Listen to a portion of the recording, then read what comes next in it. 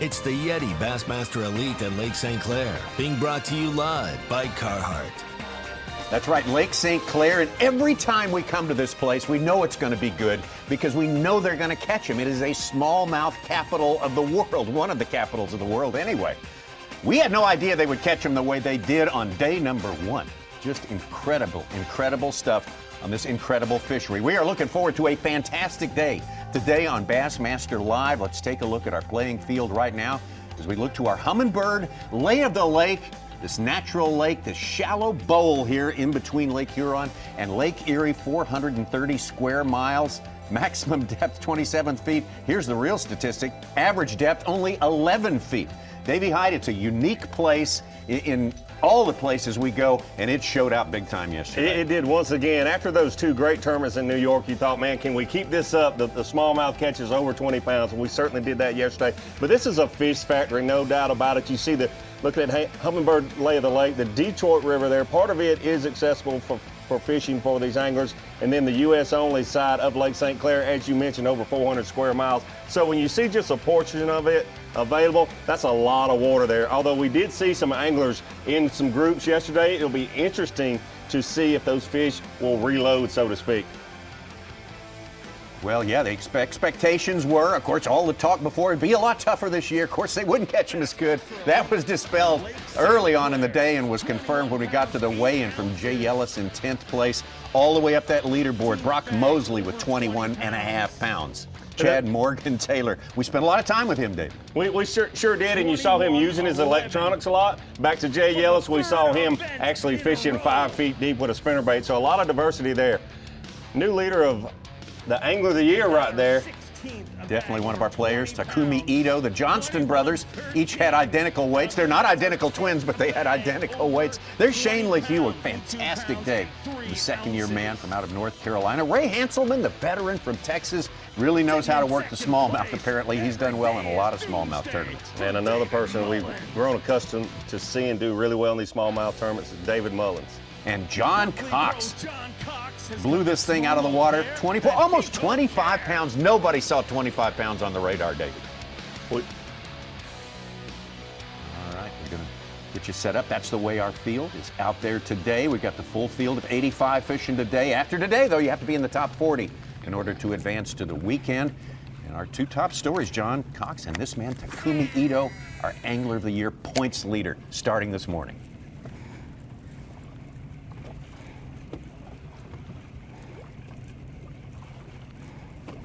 See Taku throwing a crankbait here. He's drop shotting and throwing a crankbait. This is a Norris crankbait. He caught a lot of fish on yesterday. Yeah, fast. Okay. I got it.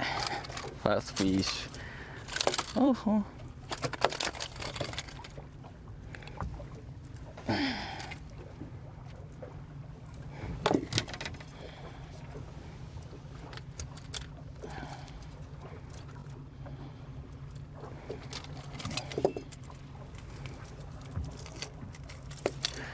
Oh, sorry. Fast fish, yes.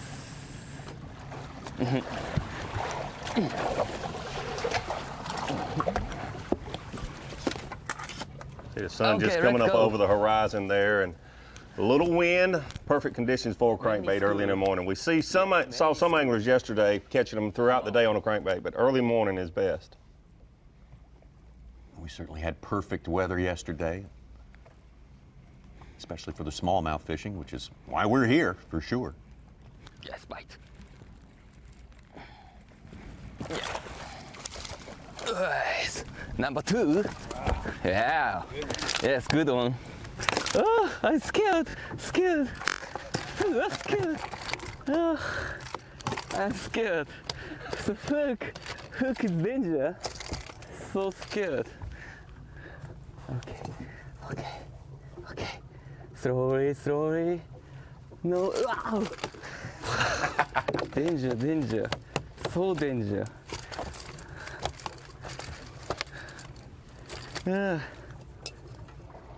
Sometimes. Okay. Yes, itai. Japanese say itai. Okay. Number two. Come on. Okay. Well, he didn't waste any time with that fish. We saw him playing those fish so carefully on the drop shot at Lake Ontario, but boy, he is swinging them in on this crankbait this morning. That's great. Healthy respect for the fish and the hooks early in the morning. Sorry? Okay. Yes, so today is yesterday same. Many fish, 15 feet and flat. So many schooling fish now. So I can see many fish. Morning is very important for me. So because I can catch many fish. Yes, bite. Oh, small one.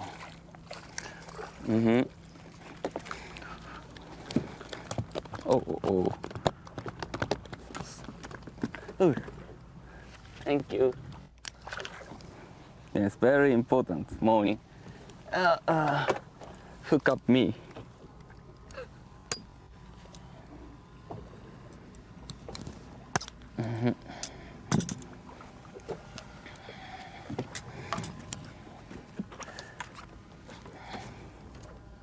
Yesterday more easy catch, but today so little tough.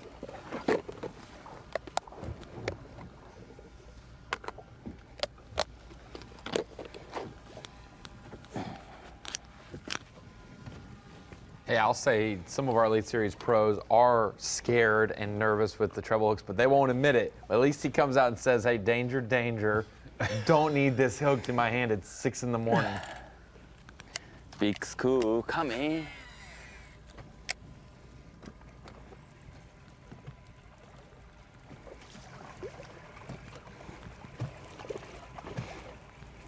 We talked Many about it a little bit many bass. yesterday. You see he's reeling this bait really fast. Probably a lower gear ratio if I had to guess there. Like a 4-to-1. Yeah, Closer to that. 4 or 5 to 1. Yeah. I don't think he's reeling a 7 or 8 to 1 quite that fast. Giant bass. If he What? is, he might Bass? not at Well, 8 no. a.m. He'll be done pretty quick. Very big.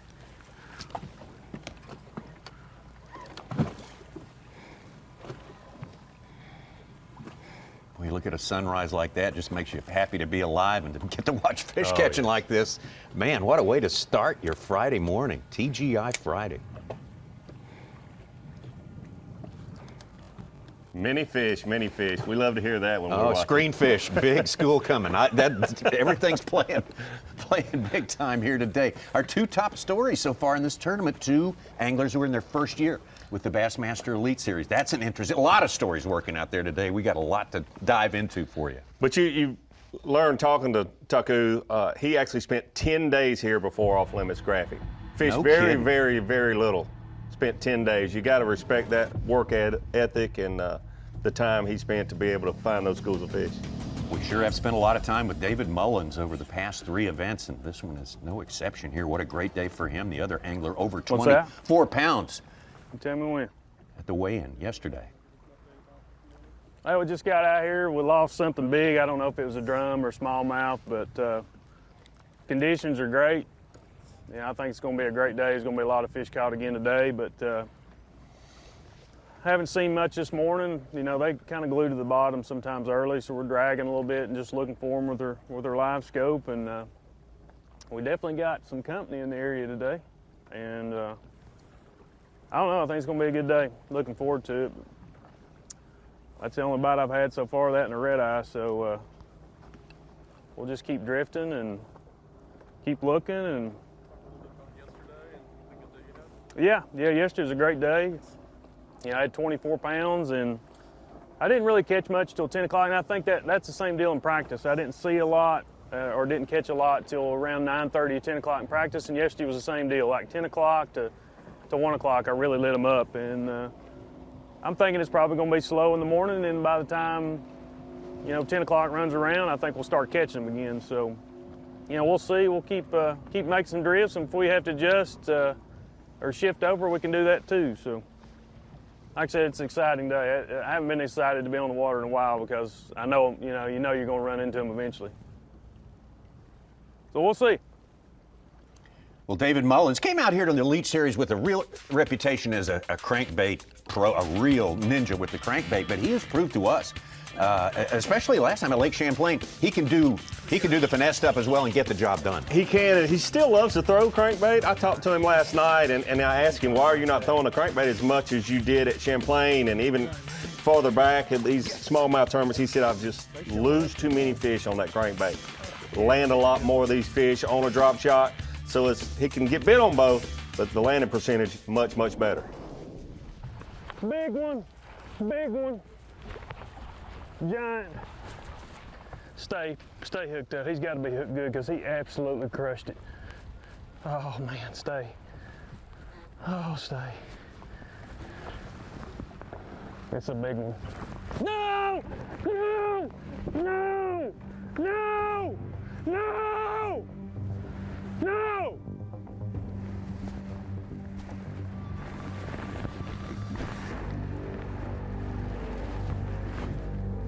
I mean, like, I'm almost in tears right now. That would have pushed us up to 22. We'd have landed everything. I don't know what I'm doing wrong, man.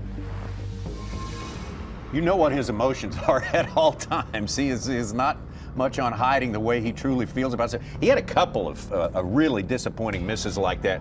Overcame it, got himself a 4th place finish. Yeah, I didn't see this footage. I was on the water there, but that's, you know, that cost him the tournament. Sure. Losing a couple of those fish, and it's just part of what you have to deal with fishing at crankbait, especially for these smallmouth bass. And if they'll bite other lures like he's been able to do well here on Lake St. Clair with that drop shot, you're better off with that one hook, those fish not having the leverage of that big crankbait to be able to shake it. Still looking for his first keeper of the day today. He says it's just kind of glued to the bottom, these fish, and you just got to kind of get something, put something right in front of them. Yeah, it's real important for these anglers because these fish are just not real aggressive from all the pressure, all the tournaments that we've had. And before the sun really gets up, those fish stay real close to the bottom, and it's very, very hard to mark them on your grass. No matter what electronics you're using, it's just very hard if they're right down on the bottom in this sand grass. But as the sun gets up and the skies get brighter, those fish come up off the bottom a little more, and those guys can see them and make multiple casts with a drop shot or with a crankbait, whatever the bait might be, right on top of those fish. So we'll be with David Mullins in the boat all day long. Ditto for our next destination. We're going to get down right on the water with Texan Ray Hanselman. Great day yesterday for him, almost 24 pounds, 23.11. Cody Holland's back at it. He's got a 5-pounder and a 3.5. Well, it started down my drift, picked up one, had a couple other bites, but the bait's still here. I don't know if the fish are moved in a little bit or just have to relocate them and keep grinding.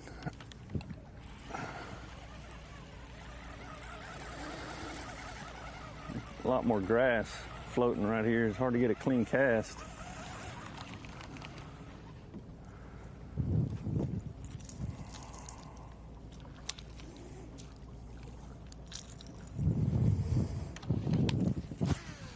Can't see the grass lines yet with the sun low. The sun's up, you can see those lines. Make a better cast.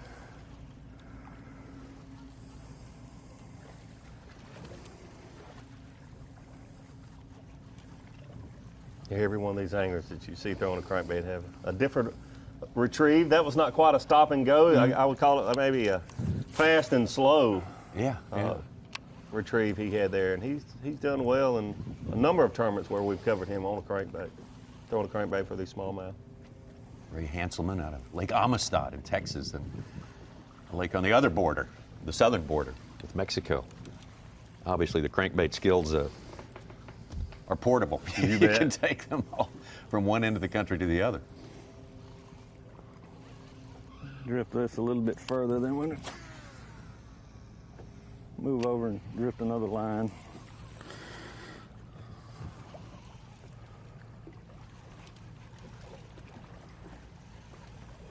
Ray told me that he had found in practice 4 groups of fish, and only one of them were still there as of smallmouth. yesterday. Here today, gone tomorrow. Well, a little slow for Keeps you on your toes. Hanselman. Mullins, taku eater though. Found some fish, some screen fish, he said. They're moving for where he is. Mini bass. Yeah. And he is looking at that screen right now. Great live drone shot for you there. We've been enjoying those views of Lake St. Clair throughout yesterday, and we will lean on that today to be sure.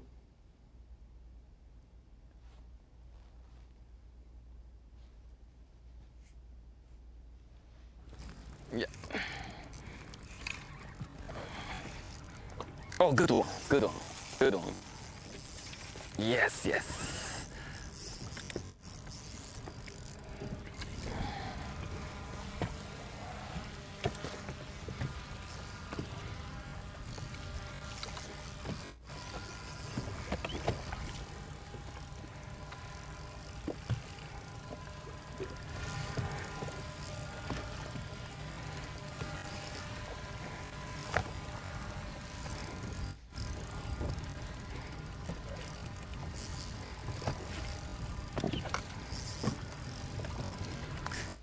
Come on.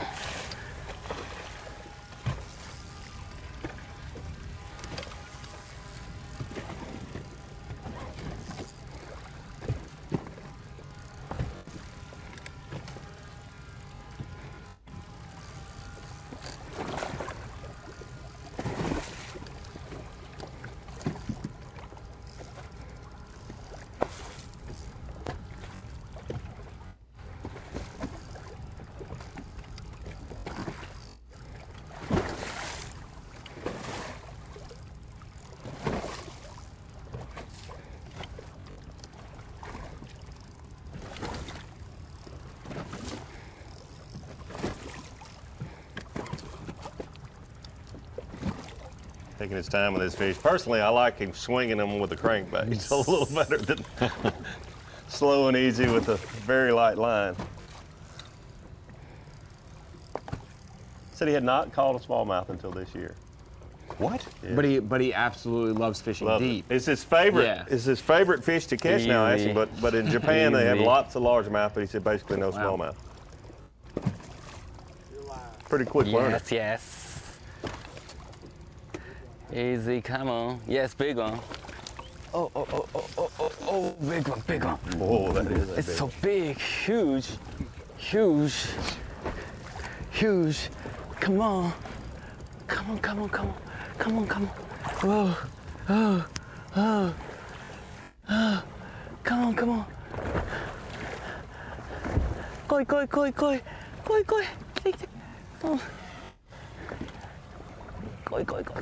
Come on.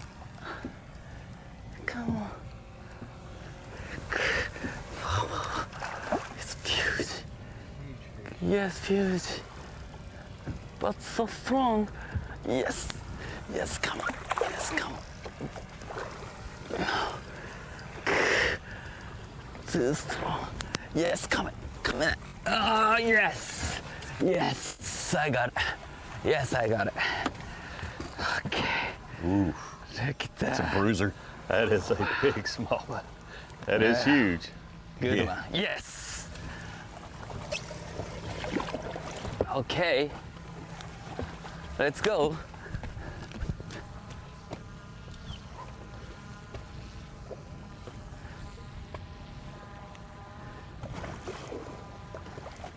About 10 minutes ago when we were with him, he looked at his screen and said, big fish are coming. He wasn't kidding. No, That he wasn't a wasn't. false alarm, apparently. This is so enjoyable to watch. Oh, man. I don't know. What do you think? I didn't see it with my eye, only the camera. Okay, so because in Japan, always use kilogram. Yeah. Kilogram. So I don't know. I don't know pound. Very difficult for me. So what pound? 5 pounds. 5 pounder? Really? Huge. Wow. Okay, 5 pounder. Sounds good to Very me. difficult for me. It's very good for all of us, Taku. Maybe 5 pounder, 3-pounder? No? Yes. I always say 3-pounder, but 4.5, 5. So, because in Japan, usually use kilogram, so very difficult for me pound. How many kilograms do you think that fish was? Maybe 2 kilogram. 2 kilograms. Yes. What's the That's 5 pounds. Yes. conversion rate? In Japanese, 2 kilo. 2 kilo. Yes, 2 kilo. 4.4 pounds, according 2 kilograms is 4.4 pounds. So Yes, just go under pounds. 4.5. 5 pounds. It was all of that. Yeah, I think Japanese, he's go still- pounds. He answered it as a conservative. 5-pounder. He's fitting right in with the rest of the elite anglers. He's a little I don't conservative. know. Well, he staked out a little place. Last time we were with him, last at Lake Ontario, 3-pounder. Everything was a 3-pounder. Koi. No squish. Yes.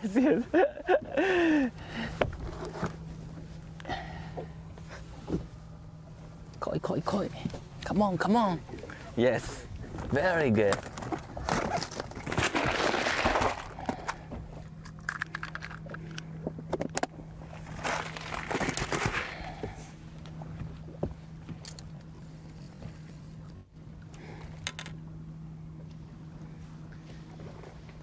Davey, he did it. He did himself in there. He told us the kilogram conversion rate. So now I can call it over here. 3 kilograms, we know what it is. 1 kilogram, we know what it is. Gonna make a move right now while Takumi Ito is getting set to go again. Head on over to Clark Wendland. Good day for him yesterday, just outside the top 10. He's hooked up here. 20 pounds yesterday, even. Some bonus coverage there. This is a little boat-to-boat stuff, so we won't be able to hear what he's saying, but we can tell what's going on. He caught him early and often yesterday morning also. At 17 pounds in first hour. Yeah, he was at 20 pounds even yesterday, which had him as the lowest 20-pound bag, but there was 18 of them, so he's in the top 20 with 20 pounds even. Just when we hear everyone say, boy, it's really tough out there, another 18 anglers have 20 pounds or more. Smallmouth. Yeah, and 18.1 is 40th.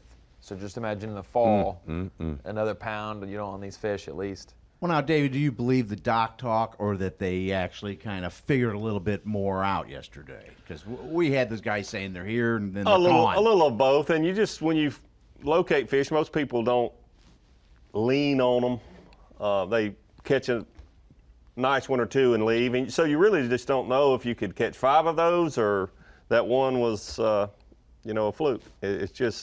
It's hard to really know. We got to figure this is a big one here for Clark. Oh, yes, it was. Real nice one there for Clark.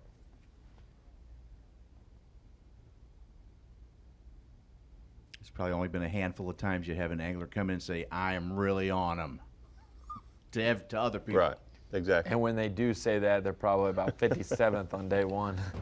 Because they caught them all. What are you basing that on? They caught them all. Hey, I'm not going to name names. His fancy inside picks there, probably. And no, Quentin Capel, I'm not talking about you because you happen to be 57th and I threw that random number out. not a jab. You're already doing damage control Yeah, exactly. here, Ronnie. Okay. Back out to David Mullins. Still waiting on his day to get going good here. Can you tell who that is right there? Yeah. You see what's on the side of his boat?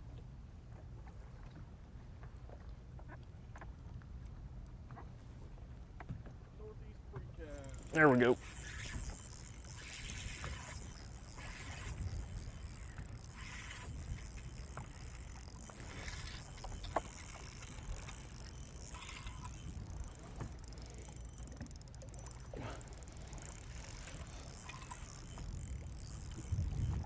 Not a very big one. 3-pounder.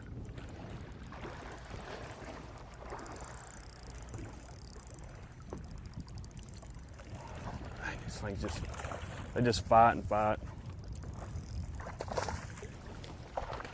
Come here. Come here. Come here. I had my hands on.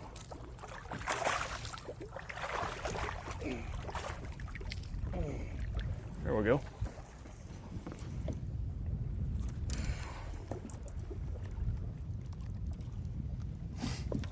That's a good start. 3-pounder.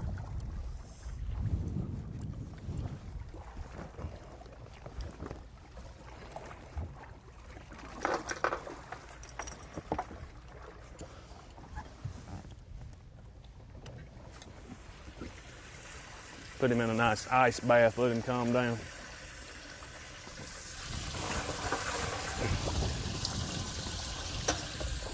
That about now. Ice bath.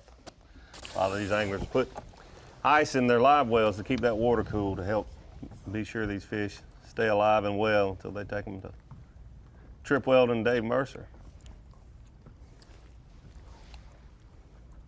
There's our first look at our leader to start the day.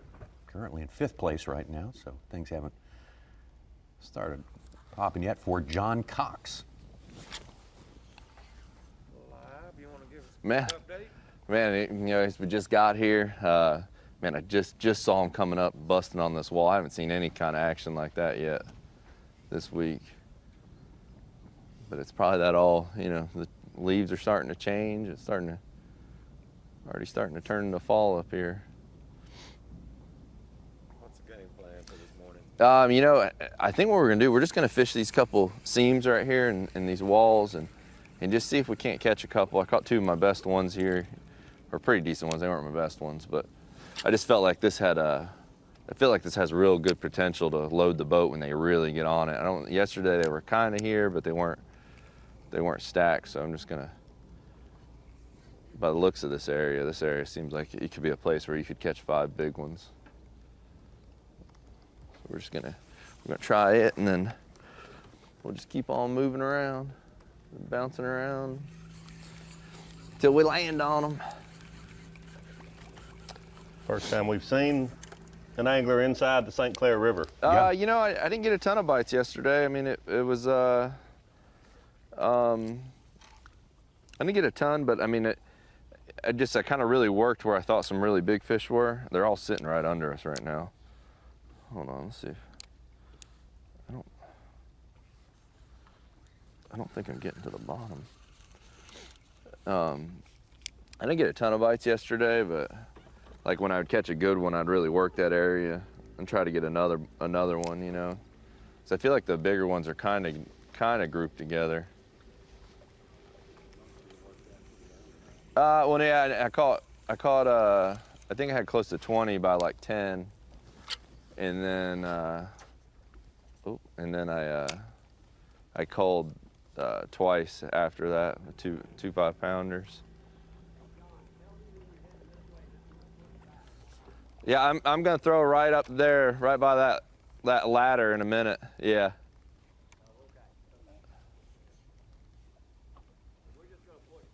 Yeah, you're fine. You're probably all right there.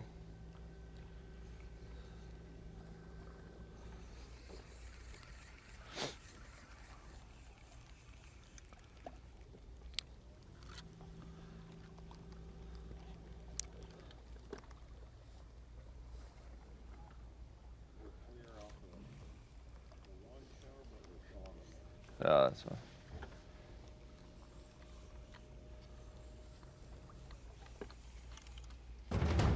Saw a lot of action in environments like that last year with Brandon Lester. Yes. It certainly provided a lot of fish catching. A lot going for our on show. with all those seawalls, bulkheads, and the current. So much current in that river right there. Hot hand right now. Miso. This man, Takuito.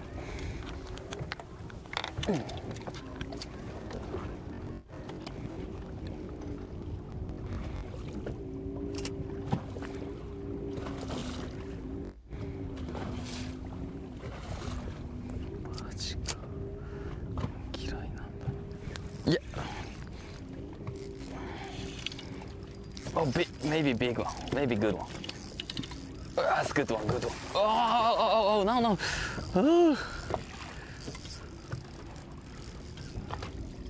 So nervous, so long shake bite.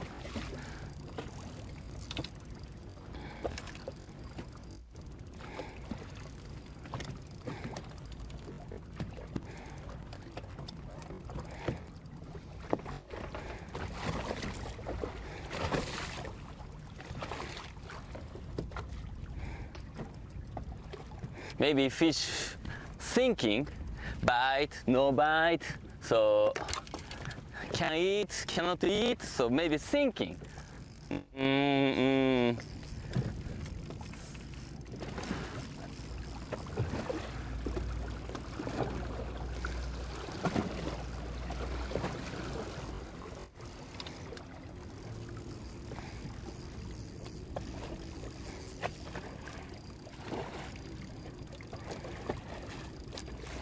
think he was saying there that he had marked that fish under the boat, but it took him a while to get that fish to bite the drop shot right under the boat.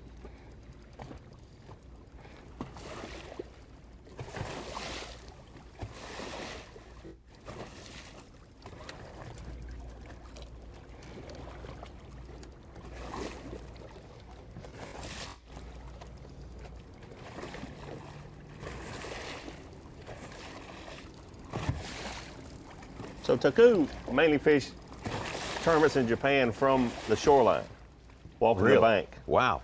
Most of his tournaments. So I asked him last night, he's obviously very good with his electronics. How had he learned to use his electronics so well? He said his father bought a boat when he was 11. He had fished from the bank until then. And then up until he came over,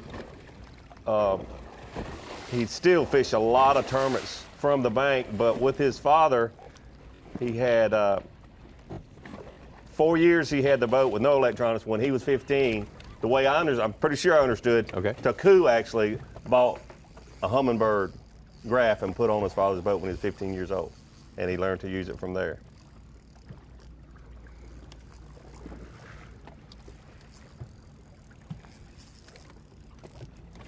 But there again, that was largemouth fishing. Just amazing to me that he said he'd never caught a smallmouth until this year, but smallmouth were his favorite now, no doubt.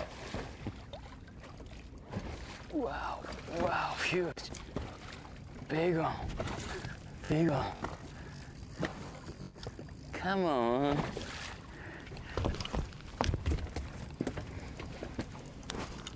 Easy.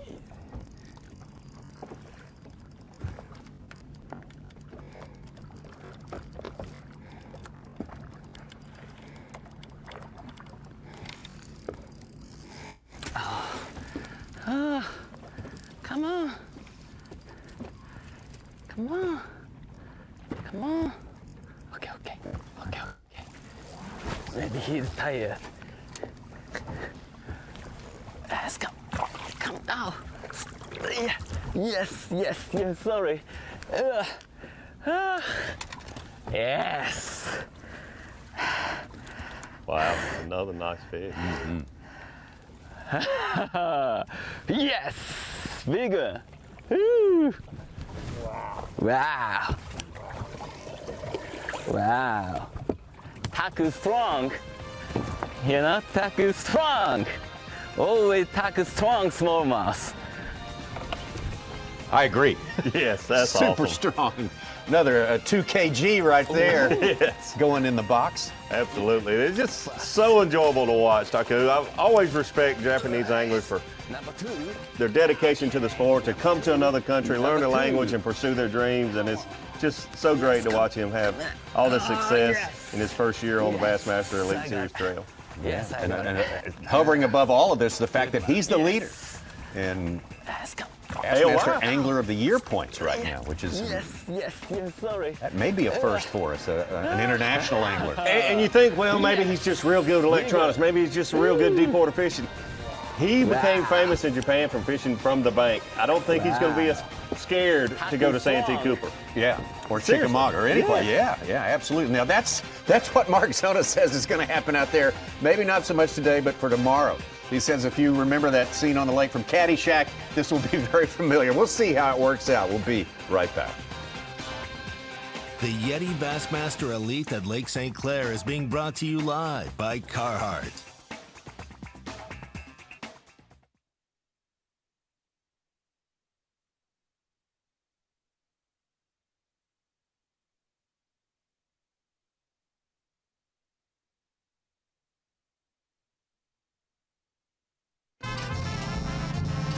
What do a taco and a taco truck have in common?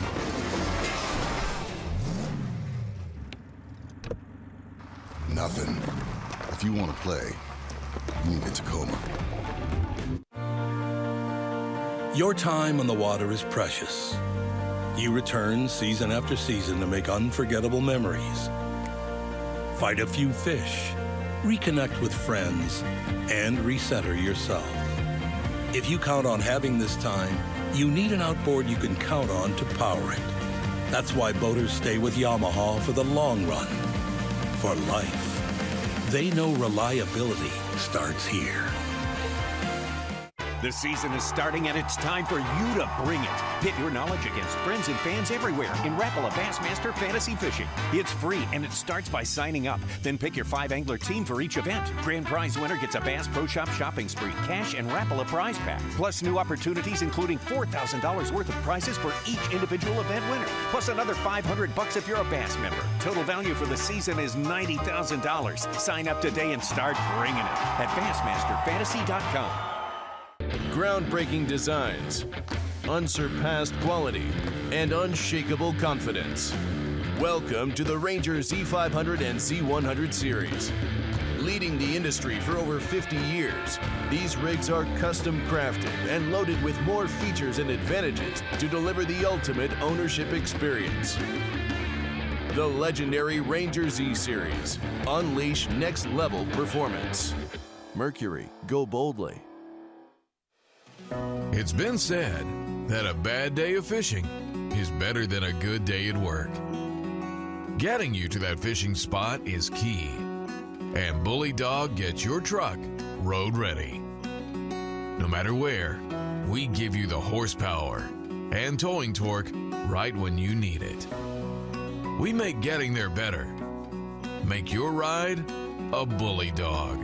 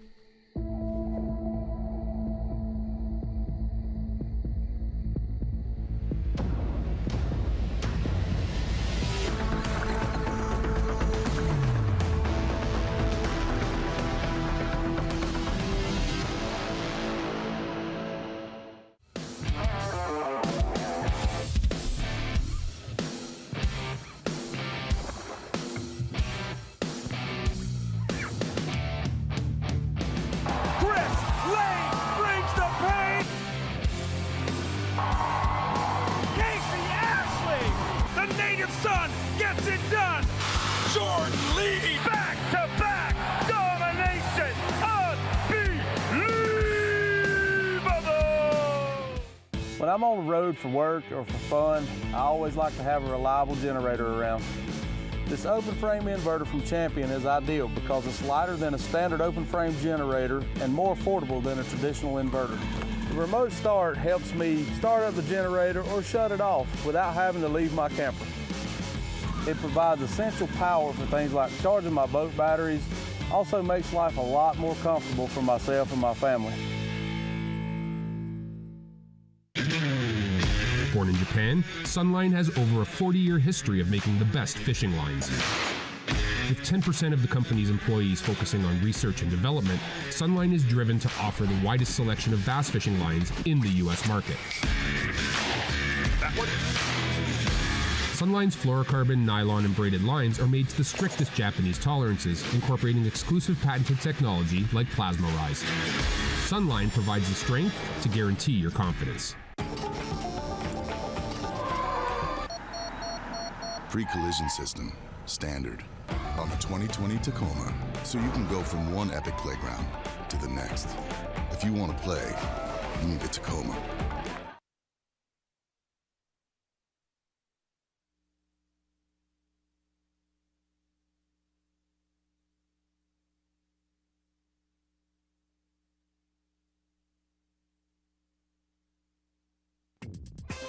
The YETI Bassmaster Elite at Lake St. Clair is brought to you by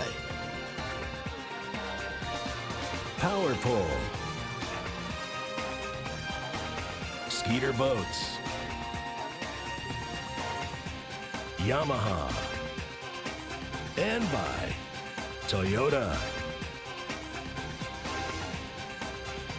skyline and older factories there on the Detroit River. We're coming to you from fabulous Lake St. Clair. In our first hour of Bassmaster Live, let's kind of get the action set for you, show you where we stand. Statistics-wise right now, our leaderboard right now features Takumi Ito from Japan. First-year man on the Bassmaster Elite Series. The good, healthy lead over Cody Holland. We have seen some great stuff with him so far today. We've got some other leaderboards we need to check out as well, and there's a similarity. There's a thread that runs through them, and it's right at the top. Number 1, Bassmaster Angler of the Year to start today. Takumi Ito, the first-year man from Japan. A great northern swing here, and this obviously very versatile angler in his first year. A great career. 1 season on the BassPro.coms last year. The Central Division got him into this. And there's your third leaderboard, Bassmaster Rookie of the Year. Of course, that would be Takumi Ito with a good look. Boy, he's opened up some points now ahead of Buddy Gross, Austin Felix, and all of the rest.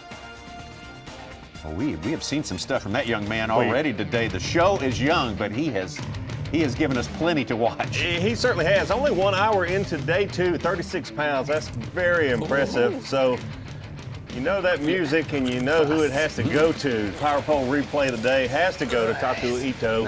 This morning with a crankbait, getting it done early and often.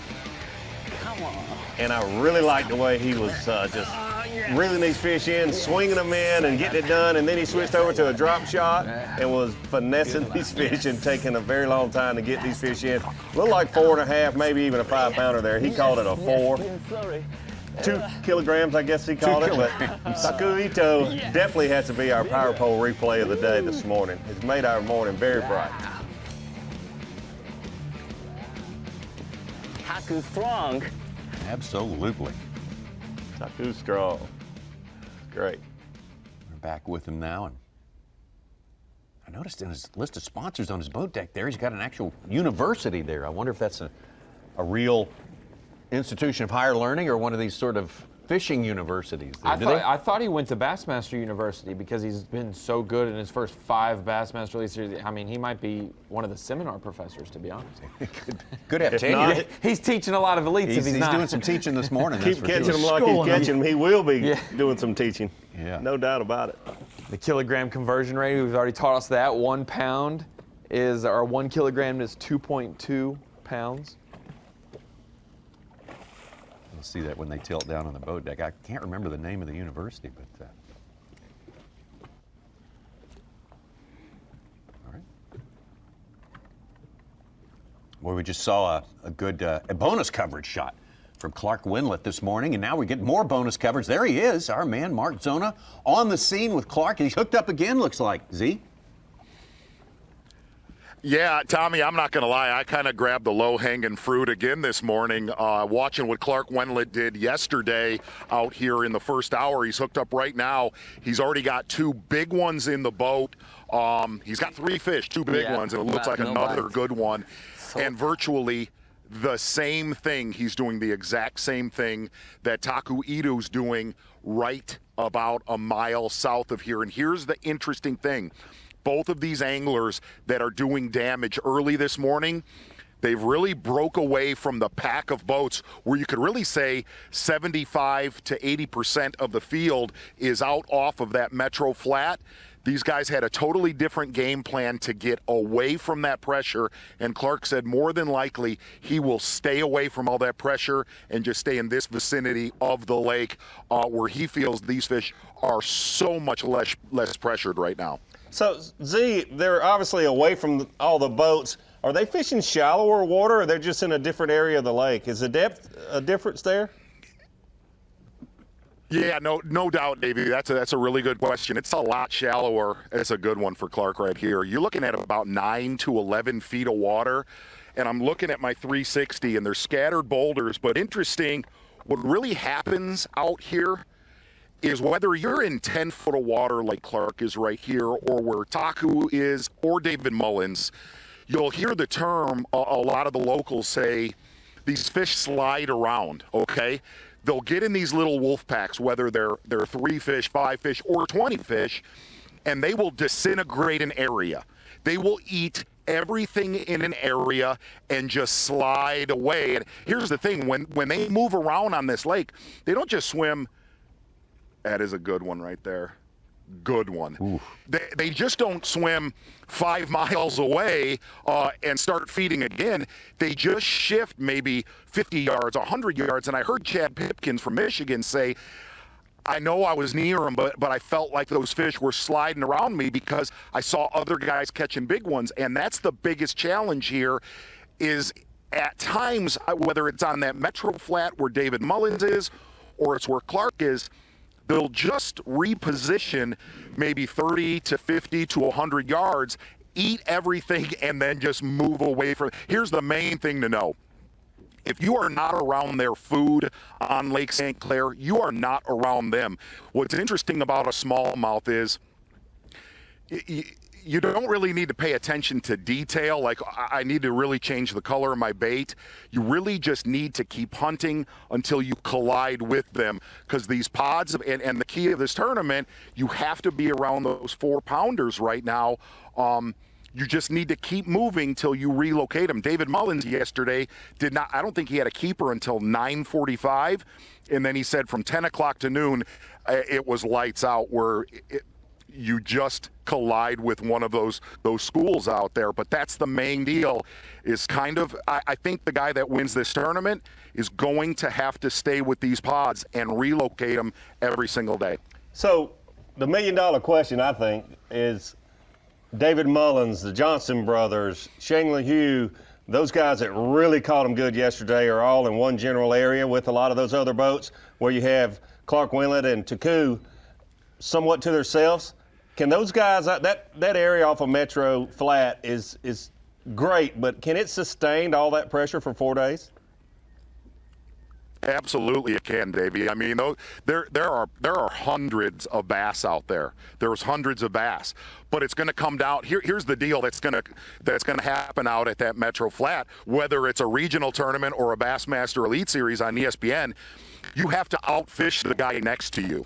Okay, yesterday those guys were catching 4-pounder, 4-pounder, 4-pounder. David Mullins was fortunate enough to catch a couple 5s yesterday. That's the problem with that Metro Flat. You're knowing you have to outfish the guy next to you, to where a guy like Clark Wendlandt or Taku, they're able to maneuver and get around. I think one of the big dynamics, though, going into the weekend is going to be, I could see a lot more local pressure already this morning. This area is not a secret area that we're sitting in. I think this area is equally going to get some pressure going into Saturday and possibly Sunday. Z, do us a favor. We don't have Clark Wendlandt's total up yet on Bass Track. What would you guess he has in the box right now?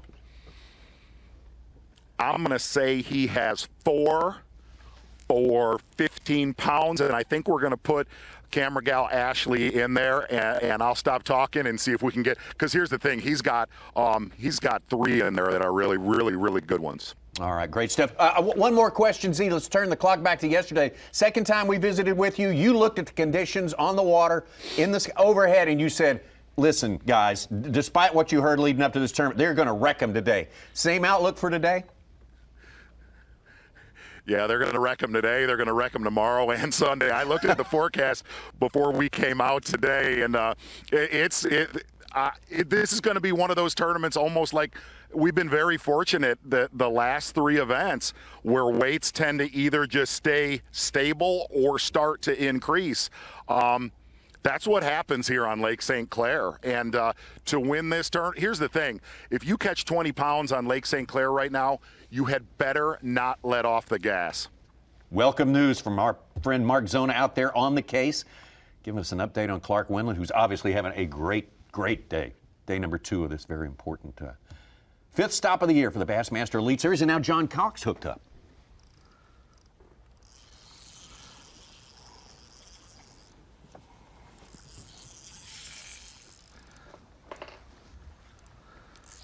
It is so glacial in that river. Oh, it's glacial all over, but it's so much different. If you've never been in a river compared to the lake, it's crazy different. Huron has that look everywhere. Yeah. Really big fish here. Crazy. As soon as that sun. Oh gosh, that is a good one. Oh my gosh.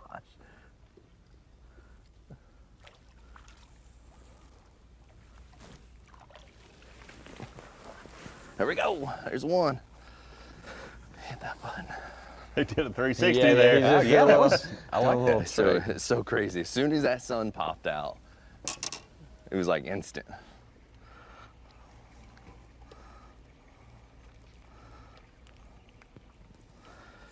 Too bad.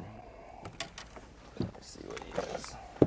One advantage you have in the river along these, the shoreline here with these bulkheads and the trees, you have the shade that gives you that shade line along with the current. So if they're over 4, you can pinpoint where those fish want to set up. On them. He's a 3.9.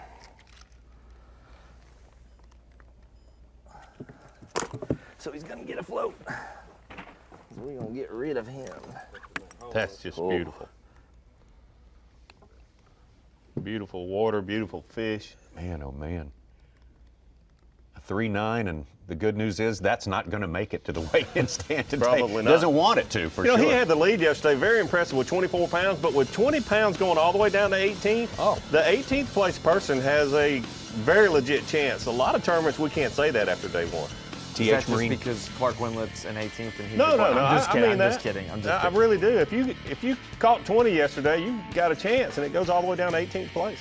Our TH Marine weather watch there. A little warmer today than it was yesterday. The wind about the same, although it has not picked up very much in most parts of the lake that we visited so far today. Southwest is the direction, 5 to 10 miles an hour, and that's kind of what we ended on yesterday.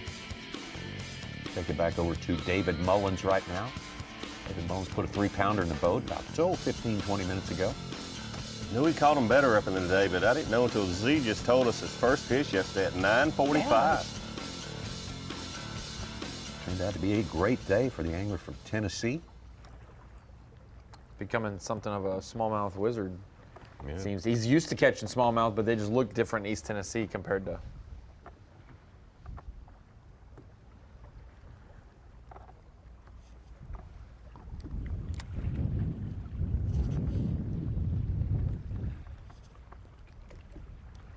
Clint Davis made a big move up the leaderboard with 16.5 pounds. He's in second place. Started in the 20s. There we go. Feels like a little one.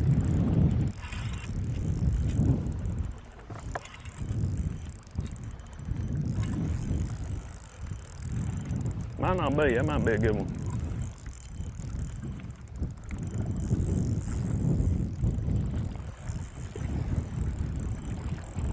Eh, 3.5, maybe? No, that's a good one. That's a 4. I'll come back there to you.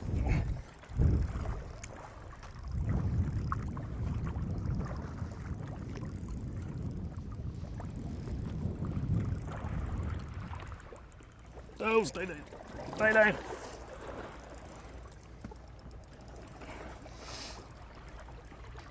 It's a nice one. We can land him within the crashing waves here. Ah, no. Had him in my hand.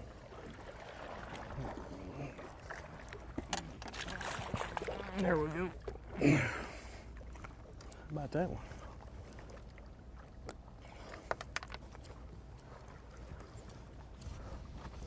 Huh? That'll work.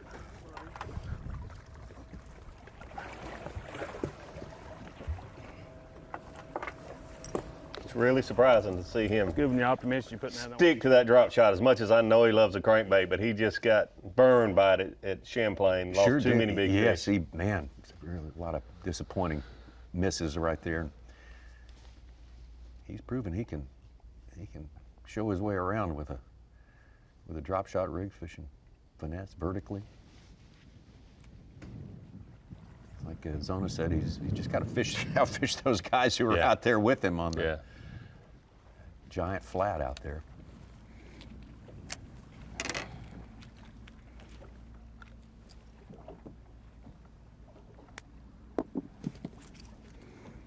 Ito's still holding down the first place spot here since we got started this morning. Clint Davis has gotten as close as anyone so far, just over a pound behind. Cody Holland's actually taken the lead twice, and Ito's taken it back when he caught the same number of fish. Okay. All right. So Taku told me he's throwing a Mega Bass crankbait and also a Norris crankbait. Very, very open with what he was using, different brands, different things. I mean, just very open. I said, you don't mind me talking about this on day 2? No problem at all. Mm-hmm. Yes. You're live. Yes. I use a 2-type crankbait.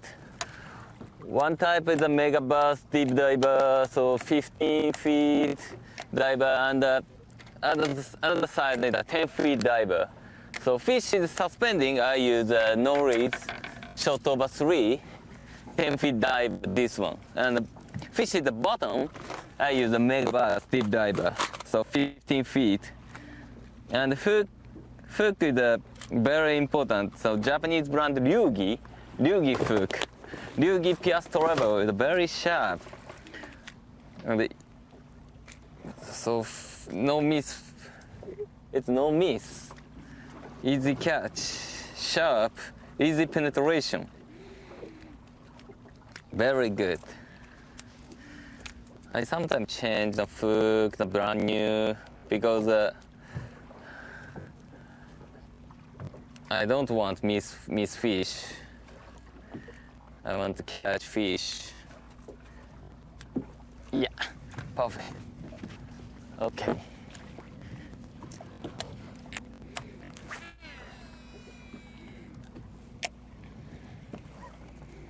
That's great to see. I guarantee you he put new hooks on that bait before he started this morning. He's already changing them. Don't want to lose Not any the fish. first time he's changed out hooks. You No, can it tell certainly- from that right there. Certainly was not.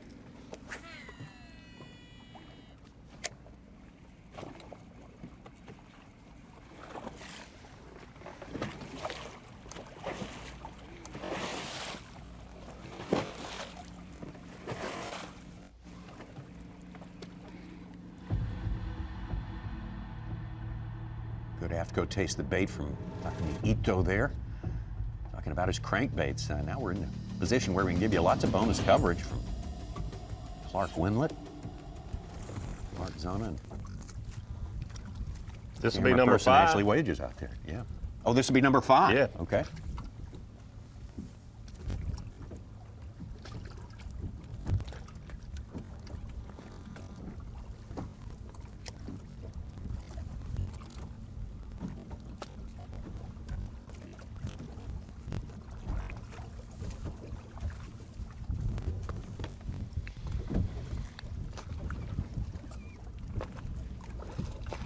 Looks like it's another good one.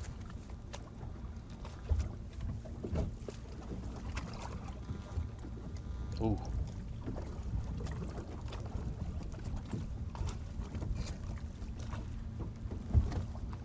He was about to swing it, but he thought better of it.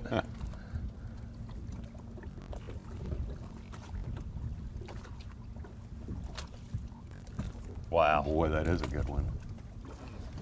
Say he's got 20 pounds. 20 pounds. If he had 15 before. Yeah, that looks like a. Oh, that's a fat one too.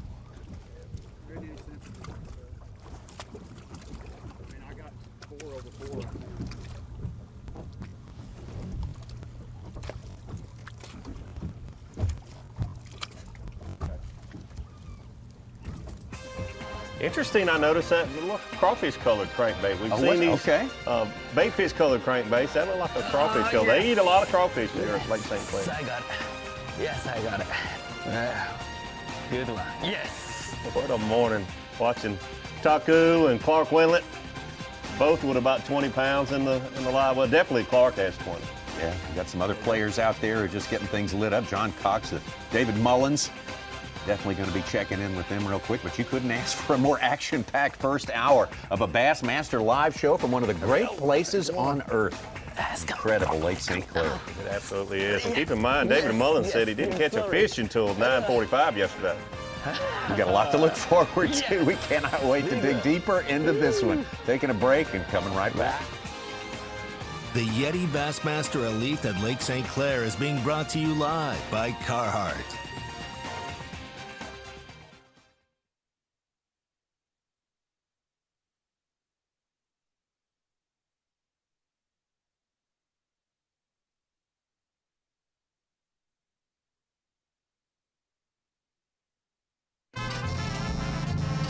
What do a taco and a taco truck have in common?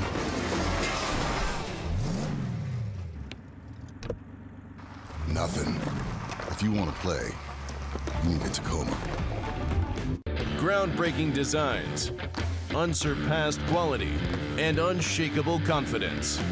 Welcome to the Ranger Z500 and Z100 series. Leading the industry for over 50 years, these rigs are custom crafted and loaded with more features and advantages to deliver the ultimate ownership experience. The legendary Ranger Z series. Unleash next level performance. Mercury, go boldly.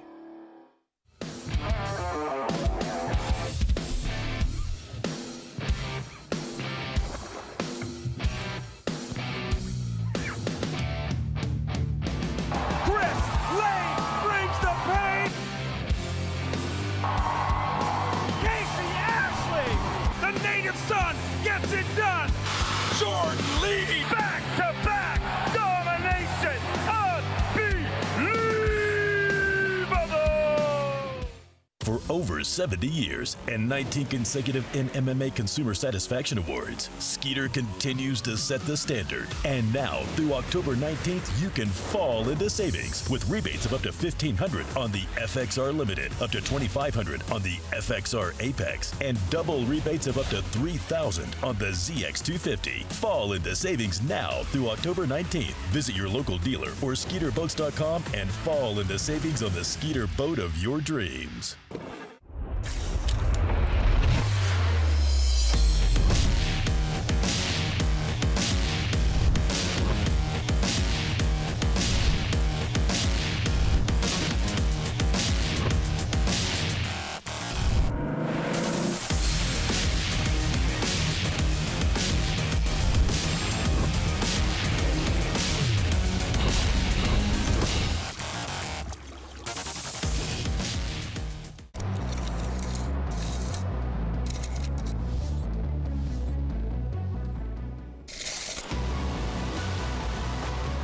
This reel allows you to cover more water, make more casts, giving you more opportunities to catch more fish. The new Revo rocket, Abu Garcia, for life. Born in Japan, Sunline has over a 40-year history of making the best fishing lines. With 10% of the company's employees focusing on research and development, Sunline is driven to offer the widest selection of bass fishing lines in the U.S. market. Sunline's fluorocarbon, nylon, and braided lines are made to the strictest Japanese tolerances, incorporating exclusive patented technology like plasma rise. Sunline provides the strength to guarantee your confidence.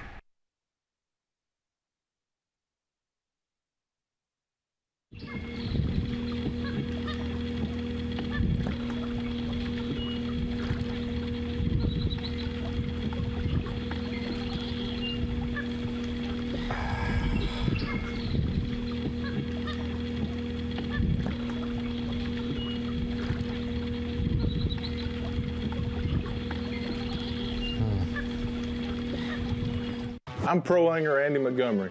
I've been making my living with Strike King products for a long time. So when they showed me the new Tour Grade line, I was all in. I knew I could trust it. What I didn't know was how easy it was to use. With the spooling tool and the prepaid envelope to recycle your old line included in every single box. Not only is it the best line on the market, it gives you the easiest fishing experience possible. Find out more at StrikeKing.com. At Mercury, we invested thousands of hours of engineering manpower so you can enjoy hours and hours of untapped horsepower. Introducing the all-new V6 Mercury Pro XS. Light, quick, efficient. Mercury, go boldly. At Mercury, there are no limits to what we'll do to make sure you have no limits either.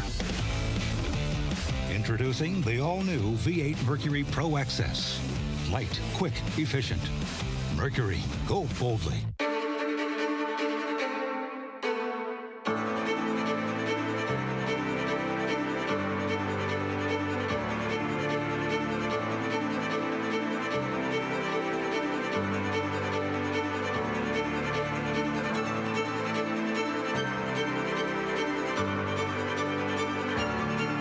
You don't know their names yet, but you will. When I'm on the road for work or for fun, I always like to have a reliable generator around. This open frame inverter from Champion is ideal because it's lighter than a standard open frame generator and more affordable than a traditional inverter.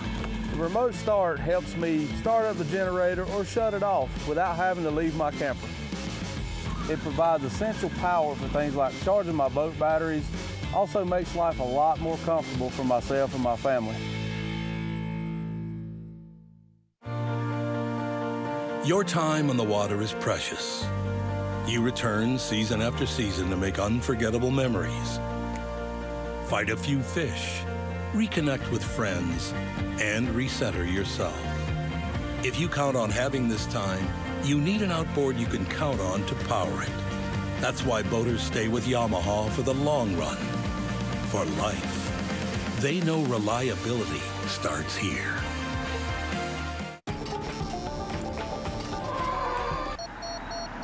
Pre-collision system, standard, on the 2020 Tacoma, so you can go from one epic playground to the next. If you want to play, you need a Tacoma.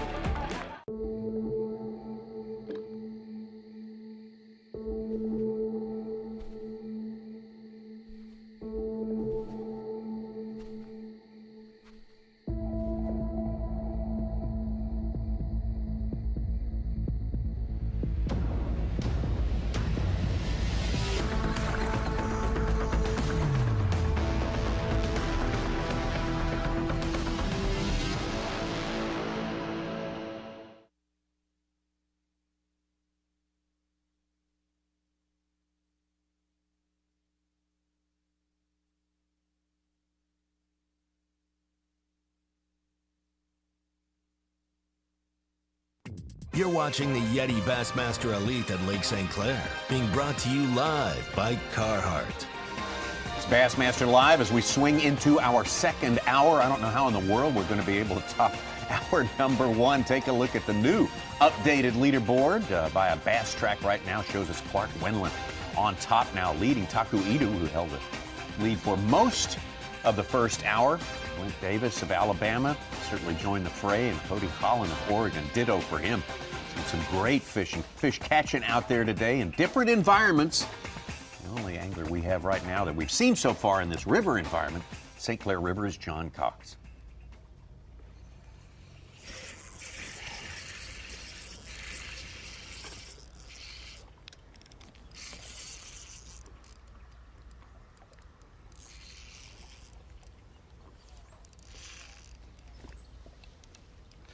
I haven't seen it yet. Usually the big ones come right out. He's okay. I'd say he's okay. A great big one. But it's a keeper.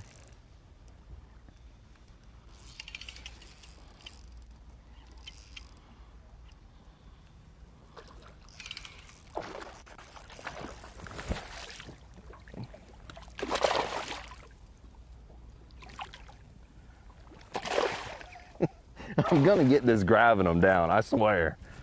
One of these days. They're just so strong.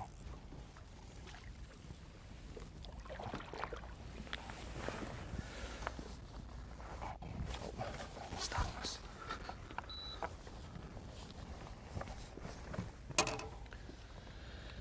24 pounds yesterday is so impressive. He did not have a 6-pounder. When you think about those 24, 25-pound stringers of smallmouth, you think, well, the guy had to have a 6 or maybe even a 7-pounder. We saw that at Lake Ontario, St. Lawrence River, but he just caught a lot of 4.5, 5-pounders yesterday. I think his biggest was a 5.4. He led Phoenix Boats Big Bass for a while. Let's get out to our leader now, Clark Wendlandt. Arizona was with him. Dropped off the camera. Yes, he did. And camera person Ashley, and we're glad he did. We're on top of the leader right now, so we're in good shape.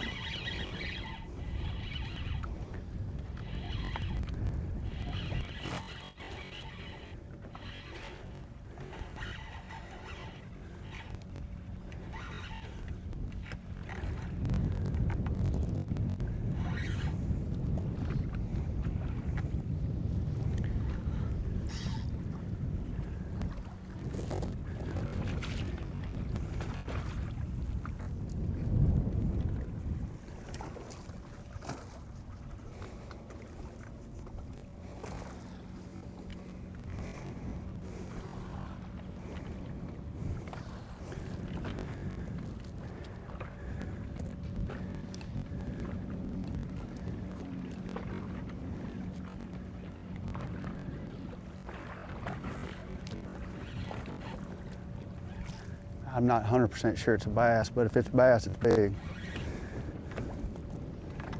Yeah, it's a bass. Clark has his limit in the boat, listed as 19 pounds unofficially. We think it might be a little more than that even. And to hear him say this is big, that's not even cool. First one we've seen him with, catch on a drop shot. The others have been on a crankbait.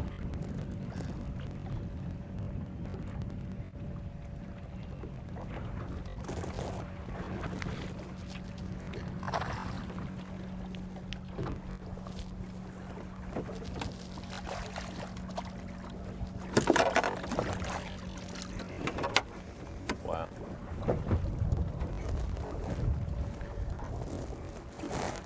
Real solid fish. Yesterday, I just got in too big a hurry a couple of times landing fish. I mean, it's hard not to because they just fight so hard. I mean, that's a 3.5 pounder. I hate to sound disappointed. You know you're having a good day, that's early, and you're a little disappointed in a 3.5 pounder. Clark Wendlandt on his way for sure on this day. Did himself a lot of good in AOY points yesterday. We'll talk about that later, and a lot more when we return. The YETI Bassmaster Elite at Lake St. Clair is being brought to you live by Carhartt.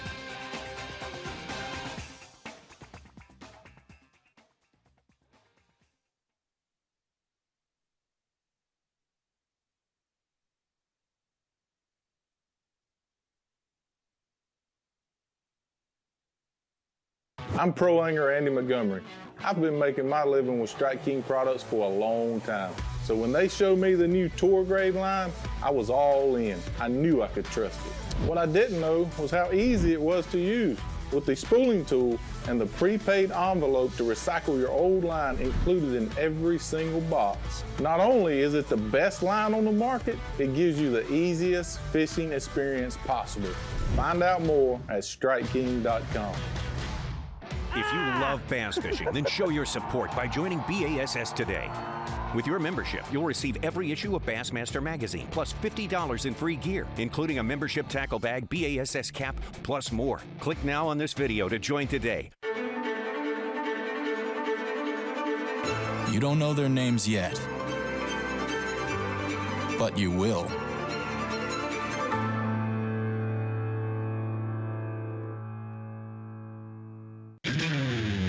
Born in Japan, Sunline has over a 40-year history of making the best fishing lines. With 10% of the company's employees focusing on research and development, Sunline is driven to offer the widest selection of bass fishing lines in the U.S. market. Sunline's fluorocarbon, nylon, and braided lines are made to the strictest Japanese tolerances, incorporating exclusive patented technology like plasma rise. Sunline provides the strength to guarantee your confidence.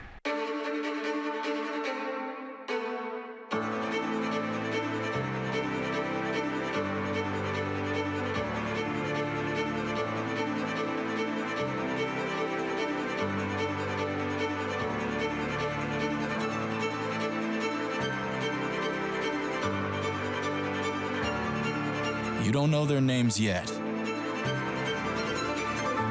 but you will.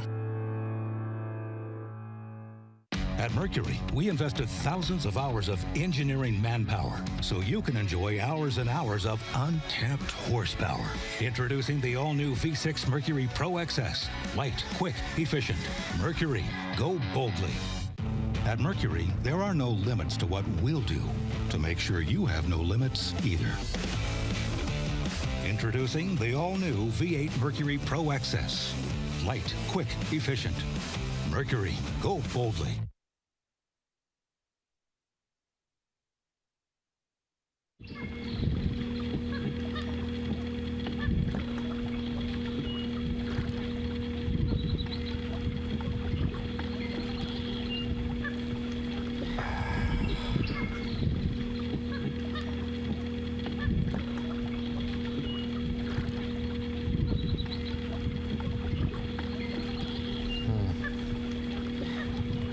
For over 70 years and 19 consecutive NMMA Consumer Satisfaction Awards, Skeeter continues to set the standard. And now, through October 19th, you can fall into savings with rebates of up to $1,500 on the FXR Limited, up to $2,500 on the FXR Apex, and double rebates of up to $3,000 on the ZX250. Fall into savings now through October 19th. Visit your local dealer or SkeeterBoats.com and fall into savings on the Skeeter boat of your dreams. Want to know the difference between power bait and other soft plastics? Ask the fish. Berkeley scientists have thousands of flavors tested on thousands of fish. Natural, man-made. Every bait that's ever hit the water. No matter the shape.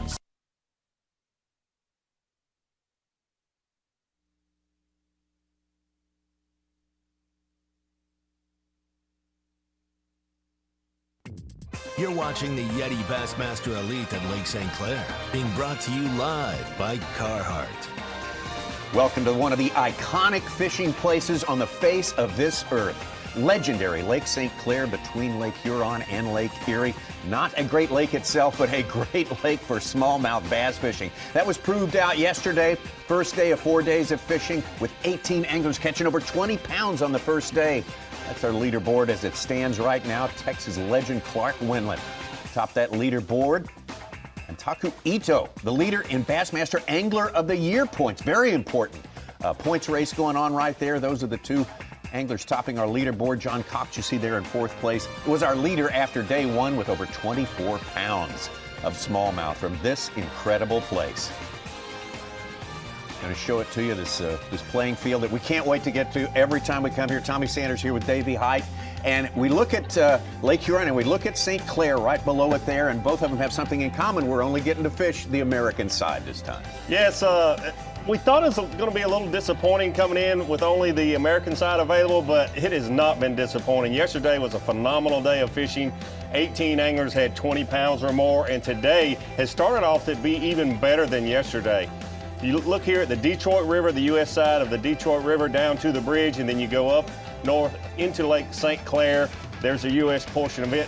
Keep in mind there, Lake St. Clair looks small, but there's over 400 square miles of water there in Lake St. Clair, and then the St. Clair River all the way up to Lake Huron, and a lot of Lake Huron. So plenty of water for these anglers to access to catch these smallmouth bass, but most of our anglers, like Taku Ito, staying right there real close on Lake St. Clair, close to Metro Park. We got started very, very early this morning, and it wasn't long before he took over the lead. Number two. Okay, number two. Come on. Throwing a crankbait here early in the morning with low light, and then he switched up to a drop shot using a Berkeley flatworm on his drop shot. Yes. Beautiful smallmouth bass right there. Yes, I got it. Good one. Yes. Let's go.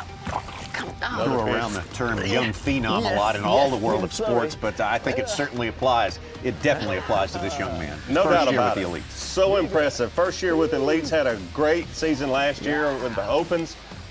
Had great finishes in almost every event he participated in. Taku Ito again topping the list on the Angler of the Year points, also right up there in third place. Well, the different side of the spectrum, a veteran who's been around for so many years, so well respected, a great angler, Clark Winlet, having a great morning out there.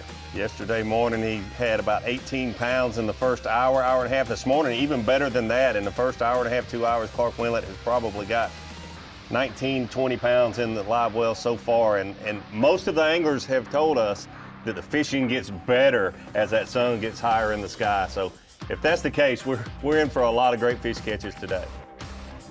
Certainly got a lot of high hopes when we started this tournament. As you mentioned, Davey, people were a little bit hesitant to say it's going to be as good as it always is. All of those fears got blown away with the fishing on day number one, over 18 bags, over 20 pounds. Yeah, if you're not familiar with tournament fishing, they can only weigh in 5 bass, and to have a 4-pound average of smallmouth bass is great. Some people don't even do that in a lifetime. And we had 18 anglers yesterday alone to have 20 pounds or more. That's a 4-pound average per fish. And then you see like Clark and Taku this morning, almost to that 4-pound average already just an hour and a half into the day. Yesterday, I just got in too big a hurry. Well, that was some highlights from the morning. A fantastic morning for the angler from the Austin, Texas area, Clark Winlet. We're out with him live right now.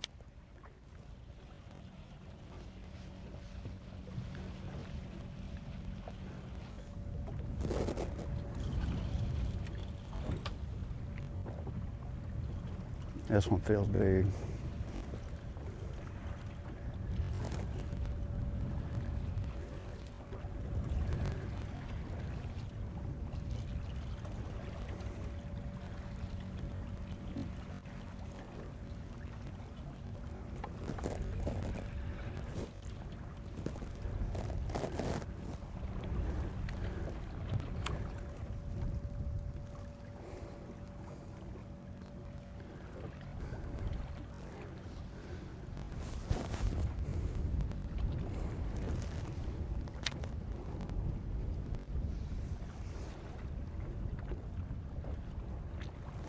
Smallmouth bass all have a personality of their own. Some are jumpers and some, just, even the big ones, a lot of times just stay down deep and just dig under the boat.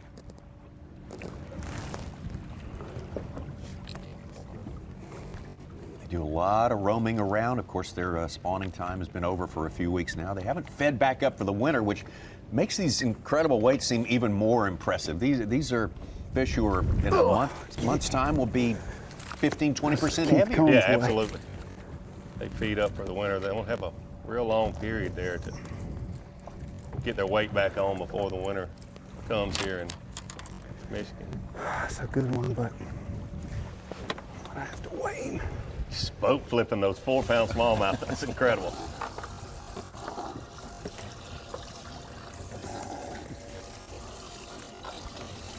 Well, Clark's found a way to get away from the crowds. Taku Ito ditto for him. Same thing for our leader after day number 1, John Cox. 24 pounds plus on day number 1. Took him a little while to get going up here in the St. Clair River. He's got this area to himself. But this was earlier today when he said the sun popped out and things started popping on the water. Yeah, the shade's been real important to him. He's staying close to the shoreline, and you see the trees and bulkheads along these banks. That shade gives you a target for those fish to ambush from, and also for him to present his bait. So it narrows the area that he fishes down in here at St. Clair River. John Cox is one of the best shallow water fishermen in the country. He said, I feel better when I'm close to the bank. That's why he chose. He started on the lake yesterday, but he got in the river and he said, I really felt comfortable there. Caught several 5-pounders yesterday afternoon and said, I'm gonna probably stay in the St. Clair River all day today. Both John Cox and Takumi Ito, two of our big stories today, both in their first year, the Bassmaster Elite Series. Of course, Ito, as we mentioned, sort of a young phenom. Cox is a well-respected veteran. Hey guys, you know, I think, what we got, four or five in there? I think we got 4 in there. We got about 10 pounds. We are waiting for these guys to turn on. The sun just popped out. We're catching a few. We're just not getting the size like we had. So we're just gonna make one more pass through here, and then we're gonna start running a little bit shallower spots. You know, I've saw some pretty good ones in practice and caught some really up shallow. So I think we're gonna bounce around and do some of that.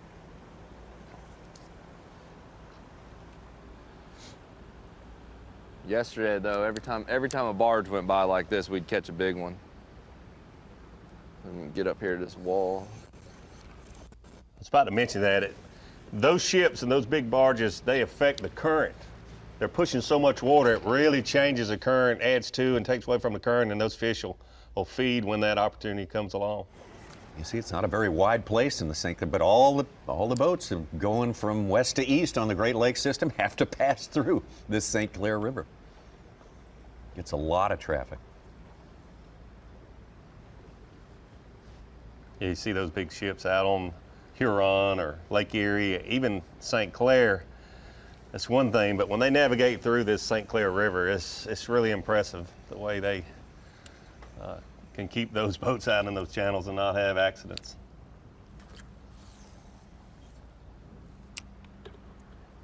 I heard John Cox say he's going to get one more pass past these little modest fishing shacks here on the river. And maybe refocus on something just a tiny bit different, but as he said, these ships can certainly produce bites for them. Yes. John Cox, big story today. Taku Ito, of course, leader. Toyota Bassmaster Angler of the Year points. Not so big.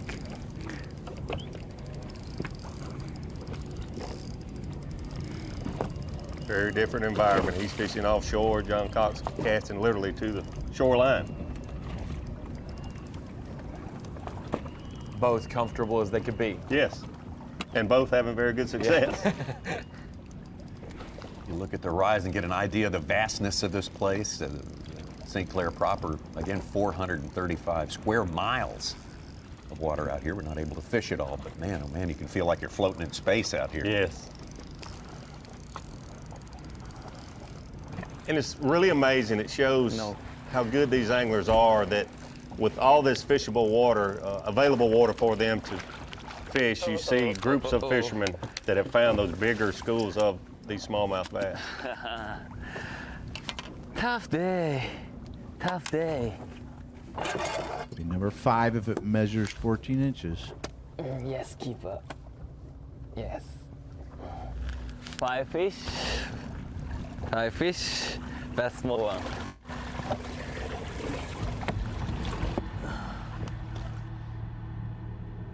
Well, that is one he won't want to bring to the weigh-in there. He'd rather have at least a 4-pounder as the smallest fish when the day gets done. Chad Morgan-Taylor spent some time in the river with Chad yesterday. Well, he did, and he fished on the lake some also, so he's, unlike John Cox, fishing today exclusively in the river. And maybe Chad might stay in the river today. Maybe he caught some bigger fish later, but he caught some on the lake yesterday. Mm-hmm.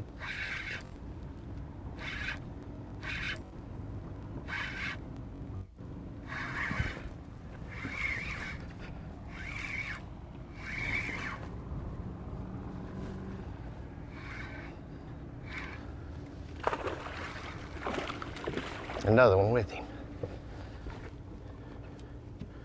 Good camera work there. You can see that other fish, right? Following along with the one he's got hooked up.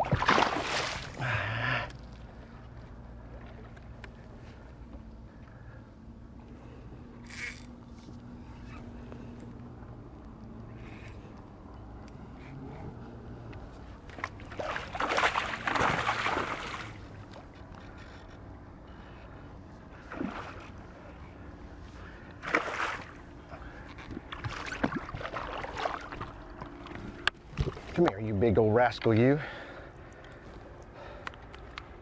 There we go. That's the ones we're after right there. Beautiful. Them's the ones we're after. Now they moved back out on my spot, is what had happened. And there was another one with that one.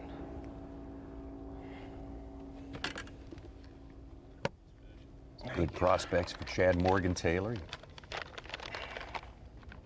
Take a look at the representations of fishermen we'll be in the boat with all day long. There are 8 of them, now expanded to 9. We've got a camera out with Clark Winland. Like that.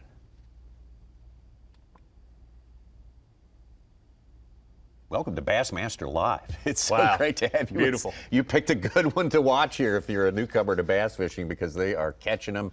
And the smallmouth, Those guys are. in case you didn't know, are the fightingest version. As They we just certainly saw right there, a good example with Chad.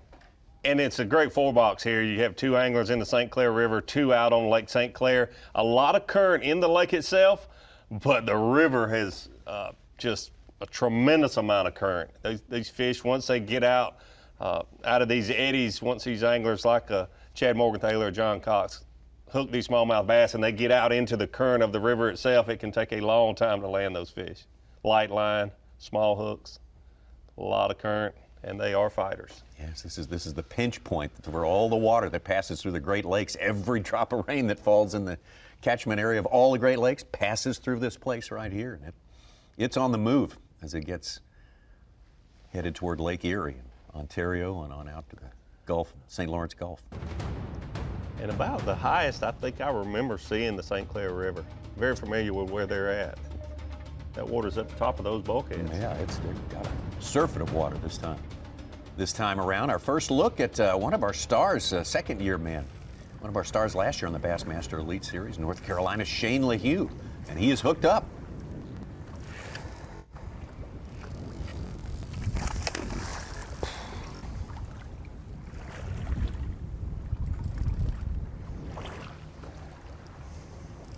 That's the kind right there.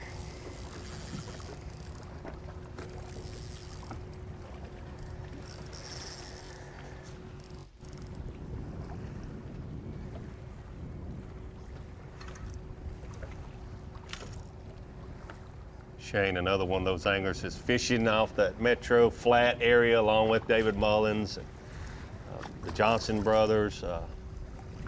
Be interesting to see if these fish can hold up for 4 days, these anglers. Mark Zona knows this place as good as anyone, and he said he thinks that they really Thinks it can. Just keep replenishing. Well, Hugh finished 6th here last year in the Angler of the Year Championship event, the 3-day event.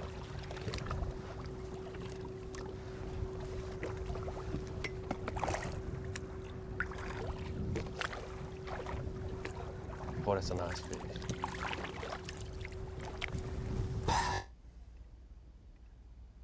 Definitely a nice smallmouth there. Fishing out on the lake using his electronics. That's so important for all these anglers that are out on the lake. You see Taku just saw a fish under the boat there he's dropping down on. Got a little bit of a service interruption there with the Hugh, but you get an idea of what a good fish that was. He just landed. As he said, that's the right kind. That one will go to the weigh-in. Absolutely. 14-inch minimum. They have to be 14 inches to possess legally and take to the scales, but these anglers are not looking for 14-inch bass. They're looking for 4-pound bass. Well, the first hour was dominated by the man on the left right there, the young phenom from Japan, Takumi Ito. Yeah, fast. Fastest start of anyone on the lake today. Number 2. Okay, number 2. Number 2. Come on. Yes, come on. Come on. Oh, yes. Yes, I got it. That's the size you're I got looking it. for with the sun just coming up. Good one. Yes. Taku had 3 good fish in the live well. He took the lead in this event for a short while until Clark Wimlett got going a little later. Yes, bigger. Woo. Wow. Wow. Always good at communicating the joy of fishing and the joy of fishing success here at the very highest level. Takumi Ito currently in 2nd place to the legend Clark Wimlett, Clint Davis. 3rd-year angler from Alabama, John Cox, in his first year with the Bassmaster Elite Series, but a distinguished career before he came over. Joined this prestigious tour. Cody Holland of Oregon, Frank Talley, Bernie Schultz, Johnson, and David Mullins. Got a great lineup, and we will be right back. The YETI Bassmaster Elite at Lake St. Clair is being brought to you live by Carhartt.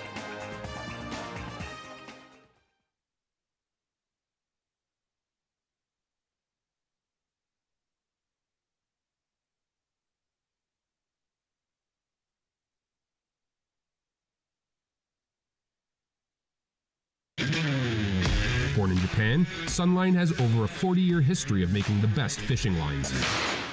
With 10% of the company's employees focusing on research and development, Sunline is driven to offer the widest selection of bass fishing lines in the U.S. market. Sunline's fluorocarbon, nylon, and braided lines are made to the strictest Japanese tolerances, incorporating exclusive patented technology like plasma rise. Sunline provides the strength to guarantee your confidence. At Mercury, we invested thousands of hours of engineering manpower so you can enjoy hours and hours of untapped horsepower. Introducing the all-new V6 Mercury Pro XS. Light, quick, efficient. Mercury, go boldly. At Mercury, there are no limits to what we'll do to make sure you have no limits either. Introducing the all-new V8 Mercury Pro XS. Light, quick, efficient. Mercury, go boldly.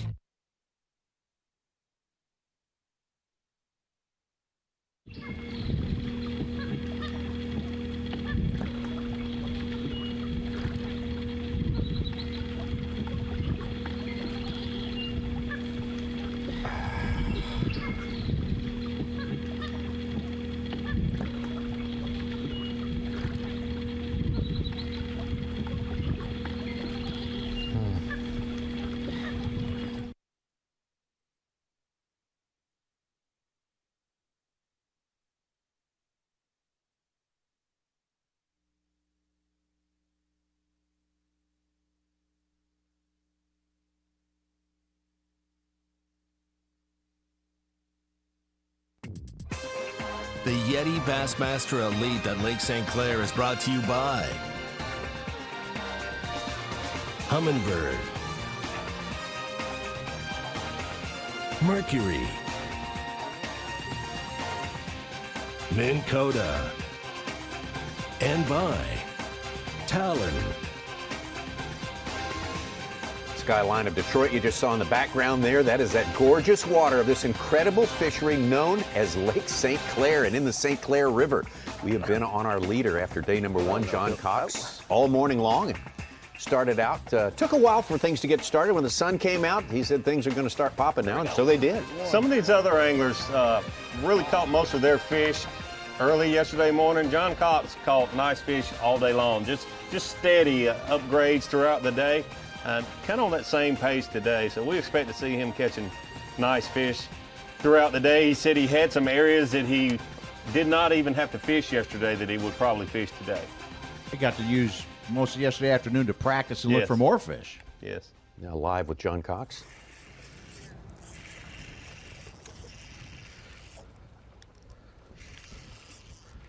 That might be a better one.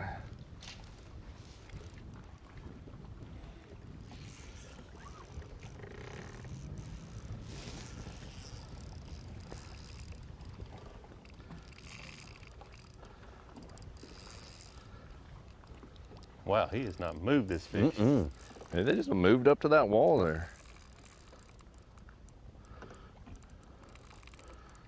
If this one's not a big walleye, it might be a good one. He said shaking like a smallmouth.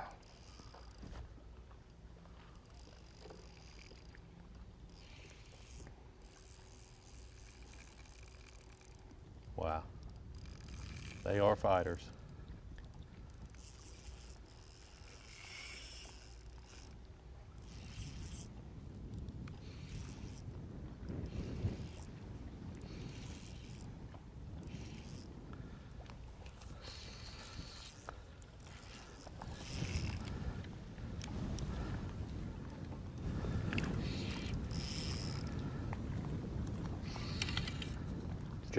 Oh, there it is, a smallmouth. That is a good one. Till you first see those fish, you wonder if it's not a walleye. We got one of the ones we need today. Beautiful Look how big these things are. Oh man, that's one down. That should put him back in the lead. He might be 4, maybe. I don't know. Let's see. He's probably, I think if he's a 4, we won't put him on the float. We'll just dump him in there. Yeah, I'm saying he's a 4 plus. That's his 5th fish, but he said that's the one. He's looking for that size and 4-6. 4-6. 4 more. Well, 4-6 is good. It looked good. It took a while to be able to even to see this one. As you said, he couldn't even move him for the first few seconds he had him Those hooked fish up. get out in that current. You saw him adjusting his drag quite a bit. First instinct when you hook a good fish like that is to back off your drag a little bit, but you loosen that drag and those fish get out into the current of the St. Clair River and you can't even move them. So then you have to start slightly tightening your drag to get those fish to come up out of that current. With that 4-6, that does, like Such said, gives him a 12-ounce lead over Clark Wendlandt, roughly, unofficially with their numbers. And when he says 4-6, I think that's 4.6 the digital. They entered that fish as a 4.5 pounder. Yeah. 4 pound, 8 ounces. So it's Cox, He has a- Wendlandt, Ito, and we're now out with Ito live.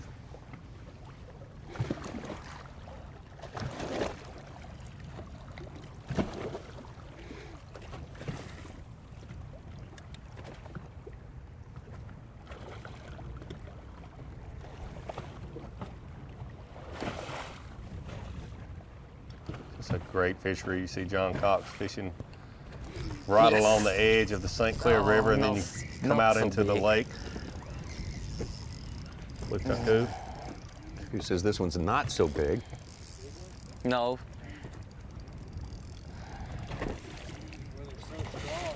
Yeah. So big ones here, but no bite, no eat. If you're just joining us and you watched the last 2 events that we've had in New York, water like this looks like it would be really deep, but it's not here, Davey. It's really a shallower bowl, maybe as deep as maybe 20 feet in some areas for most guys, but otherwise it's in that 10 to 15 for a lot of these places. Yeah, average depth 11 feet, isn't that right? 11 feet is the average Lake St. depth. Clair. Other than that shipping channel is Goes about 30 shallow feet bowl. deep on most of the channel. Yeah, but that's considered the river itself. The lake is 11 feet. Average, yeah. So it looks like an ocean, but this Shallow is more ocean. like Florida. Yeah. And it can rock like an ocean, too, when the winds blow. Strong.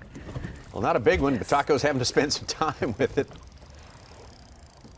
Still haven't seen this. Oh, that's not quite as big. Not He real does big. have a couple fish that are not the size he Right. wants to have at the end of the day, right? Yeah, one of his crankbait fish to start this morning, and this one will probably, those are his two smallest. Okay. If he lands this one. Okay. He's got the 5-pounder and the 412. Two 2-pounders. Yes. I got it.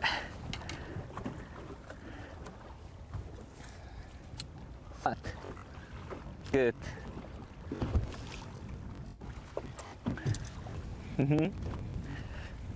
Yes, maybe You might call that one about 1-2 small fish. just over 1 kilogram. So probably a 2 and change pounder.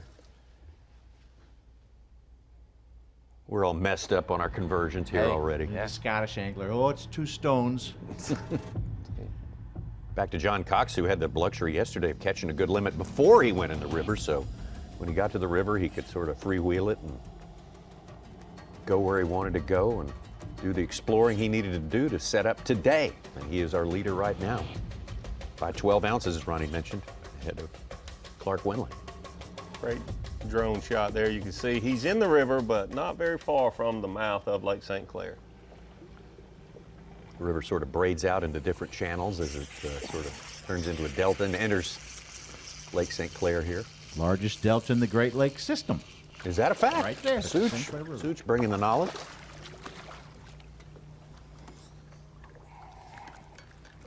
Small fish there for him. It's very interesting.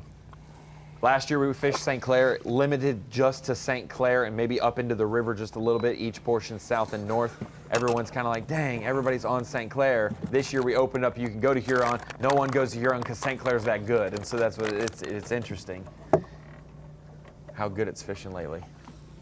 Boy, a couple guys were tempted to go, but 2-hour run.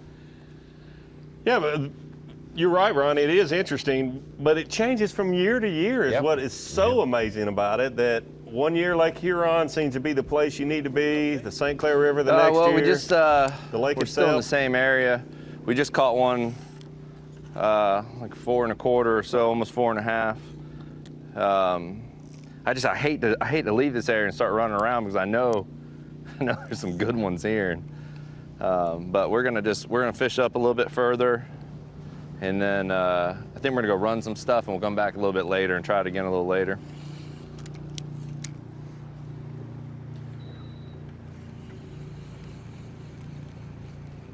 Playing in the background as we started this tournament, people were making predictions on how much better or not as fruitful as it would be this year, was the fact that tremendous amount of fishing pressure. Yes. The health concerns, the COVID virus concerns, a lot of people retreated to the water in record numbers, as a matter of fact. Boat sales, fishing license sales, all through the roof, pretty much across the country. And even without that, this is just a tremendous place, as you can see. The water's beautiful. It's a great time of year to be in this area. The fishing's always great, but with everything that's going on with the virus, a lot more people on the water. Everywhere in the country, but especially in this area this time of year. Yet Lake St. Clair holds up. Ditto for where we were, Lake Champlain last time, and Lake Ontario before that. They just seem as good as ever. One thing that's interesting, we noted last commercial break, we saw a giant ship going north through the St. Clair River against the current. Someone messaged me online saying they saw that exact. It was a different kind of ship. It had names on, name on it. Said that he saw that exact ship on the St. Lawrence River where we were a month ago, and he said he saw it last Friday. It passed him when he was fishing up at Thousand Islands up in upstate New York. and that it's taken, you know, I don't know if they made stops along the way, but roughly a week. And you were saying, Dave, you wouldn't be surprised if that was just going against the current that distance. Yeah, they can't. Not so big. Go over maybe 5 miles an hour or so against that current, I'm just guessing. Like a better fish here if I could. He has certainly been around him all day today.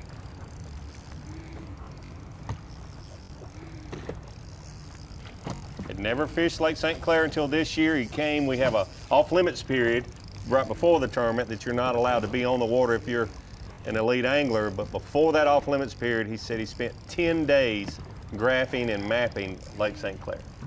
For a guy who'd never caught, you said, a smallmouth until this year. Until this year. He certainly doesn't look like he's a rookie at catching these smallmouth. Some big fish he's got on here.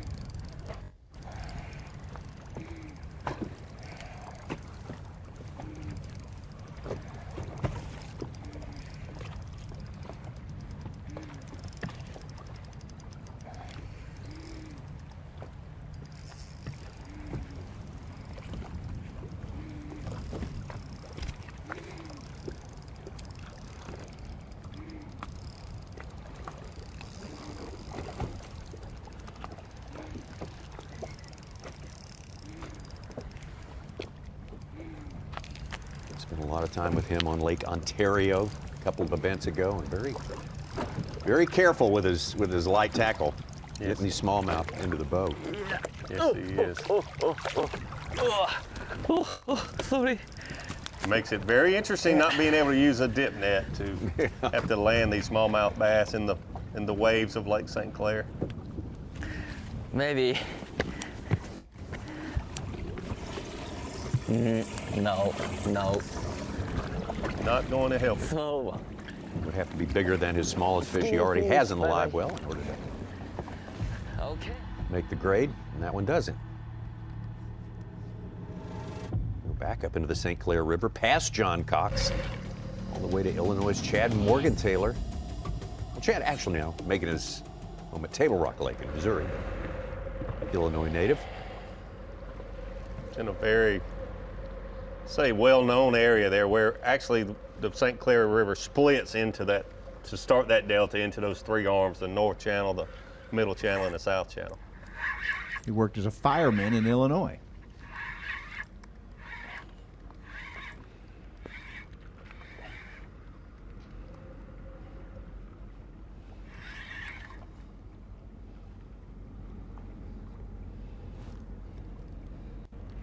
Oh, that's another nice looking fish there for Chad. I love the different colors of these fish. That's a really dark fish. Some of them, depends on if they're living on that sand bottom or if they're up there around that vegetation, they'll have a different color to them. Beautiful.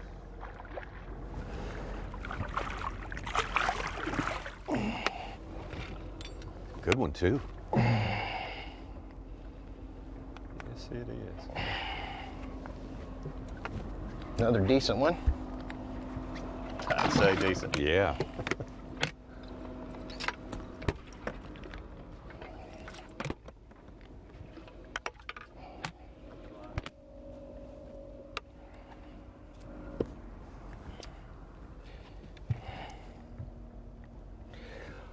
Chad right there. The yellow line is U.S. water to the left and the Canadian water to the right. These anglers are not allowed to fish in. Fish or run. Or run their boats on the Canadian side. Would have it. I just caught my fourth one. And I've got to retie my stuff. Oh, so I just milled around. I mean, it's just random right now. I mean, they're kind of in the same area. I mean, they're in the same 100 yards, 100 square yards, but I don't know. It's just one of those things where, I mean, I'm enjoying it. Don't get me wrong. It is just a little bit nerve-wracking, not being able to pull up and snatch them all real fast. That's obviously a lot of fun. That's what we all live for, right? But no complaints here. sun popped out too, and it's fixing to stay out, which is good for two different things. One, I think it'll make my fish on the lake get off the bottom. It's funny, you know, you never know if you make the right decisions or not. This morning I was walking, I launched my boat, and I was walking to it, and Corey Johnston, who 1-ounced me, by the way, and is probably one of the best smallmouth fishermen on the freaking planet right now. We were talking, and he said, I seen you out there yesterday afternoon where I was at. You know, he goes, I've seen you out there in practice too. I said, yeah. He goes, looks like we're both doing the same thing. I said, yeah, we're just kind of roaming around. All right, well, Chad, retying his stuff there after catching another keeper right there. We're going to take you out to our man Dave Mercer on the water. Gave us some good stuff yesterday, and we understand Dave is now with Mike Huff. Mike Huff was made a significant move up that leaderboard during the course of the day. Dave, what's going on with Mike Huff?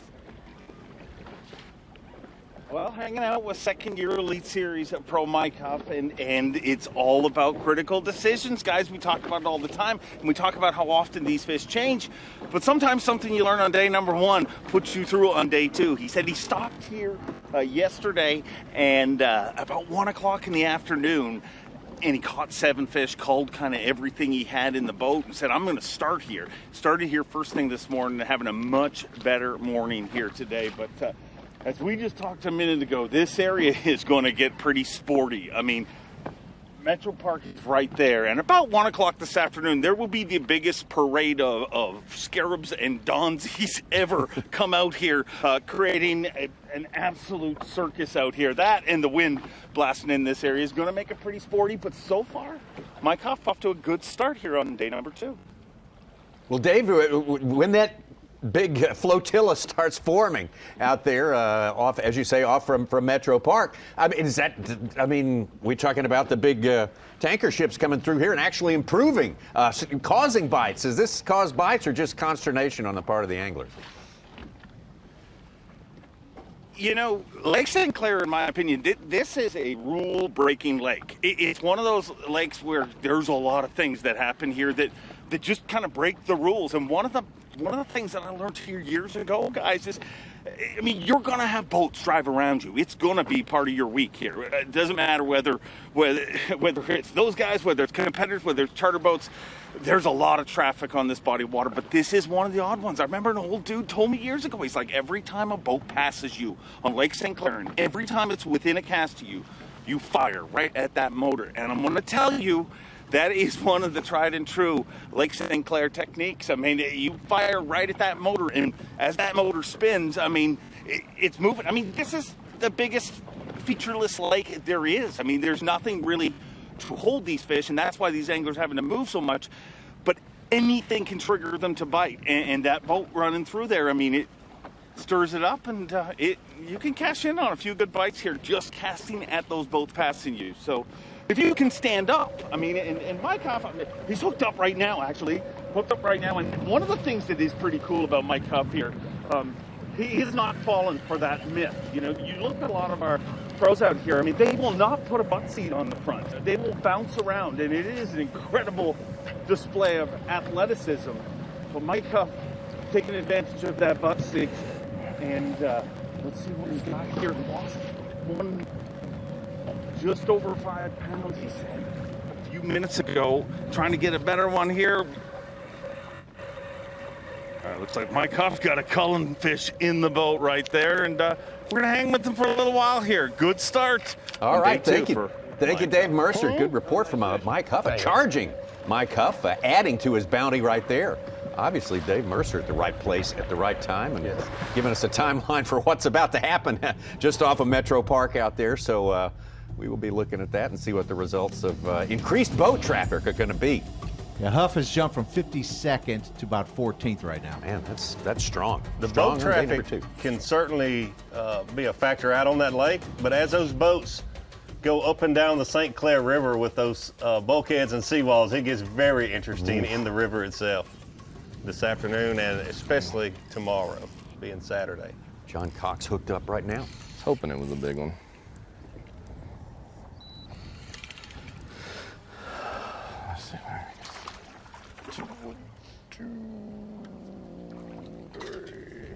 This fish will not help him.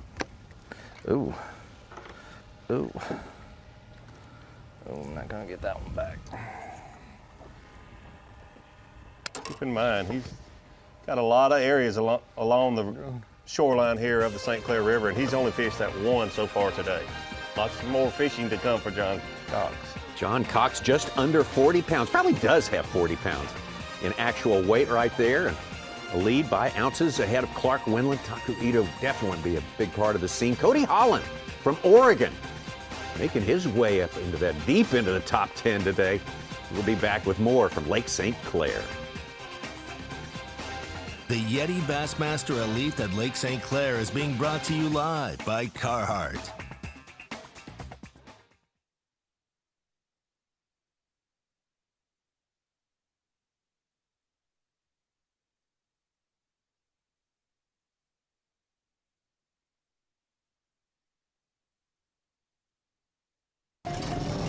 Wherever the trail gets rough and the mud gets deep, you'll find a Toyota Tacoma. It's the best-selling compact pickup in America for 12 years. And it's not because we baby them. If you want to play, you need a Tacoma.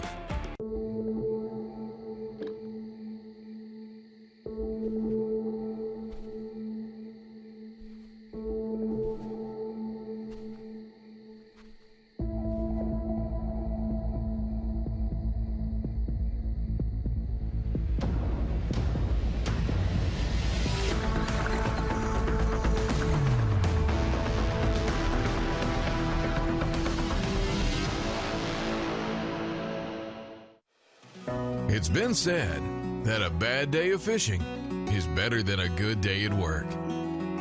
Getting you to that fishing spot is key, and Bully Dog gets your truck road ready. No matter where, we give you the horsepower and towing torque right when you need it. We make getting there better. Make your ride a Bully Dog.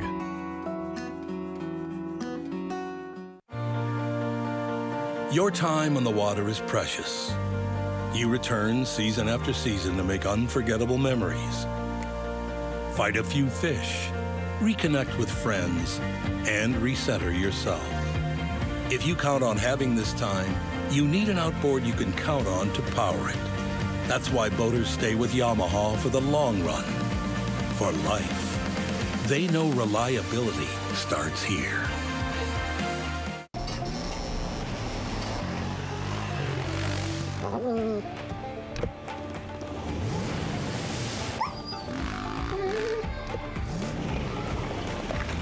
If you want to play, you need a Tacoma.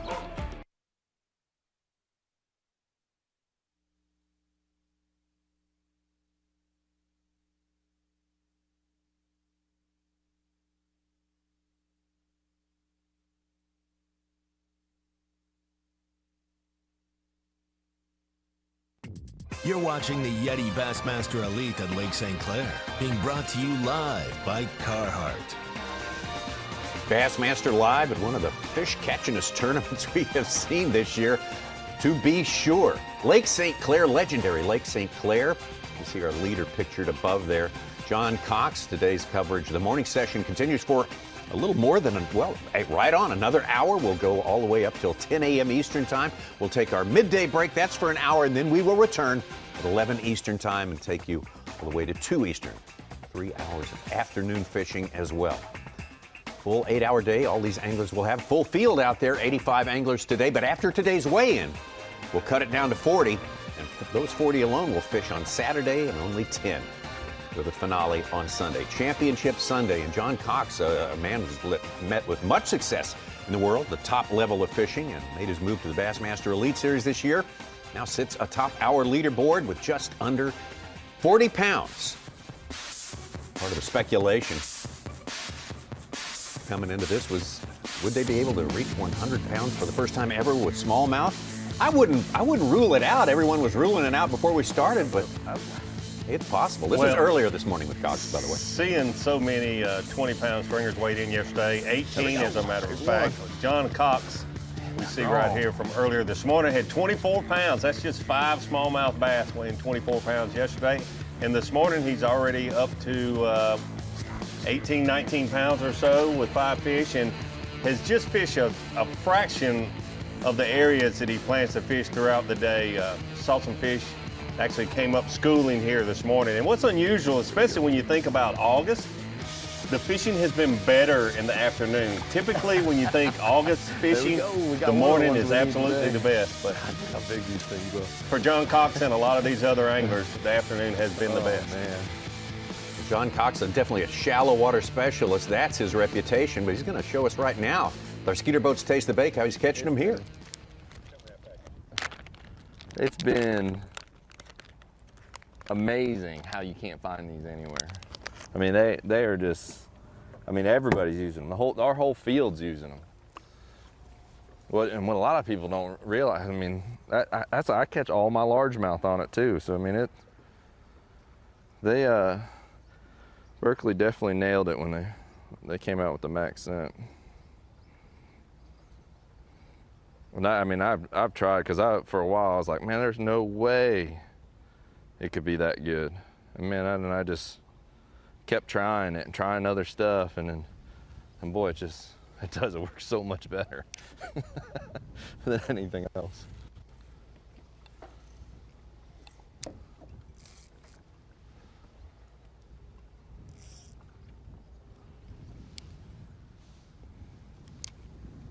You see most of these anglers doing exactly what John Cox is doing. This is the flatworm I'm throwing. Using that bait on we'll a drop probably mix shot. it up some. Once we get kind of low on these, I'll probably go to the max scent jerk shad, or even the max scent hit worm. Or might even pull out old Trusty and throw the General.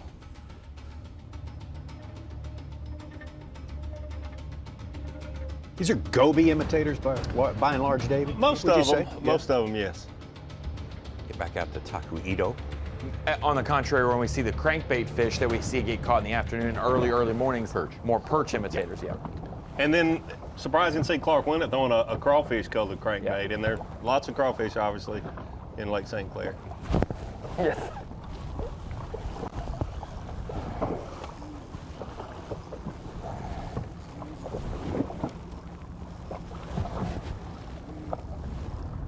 Ito just 1.25 pounds behind our leader, John Cox. He's falling to 4th place, though. Corey Johnson just got ahead of him. Come on.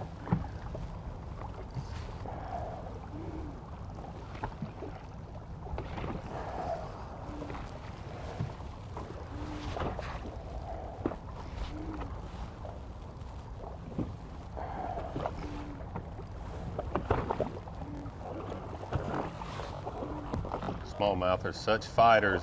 Come on. Using light line, light tackle, small hooks. You just have to take it easy. I hope.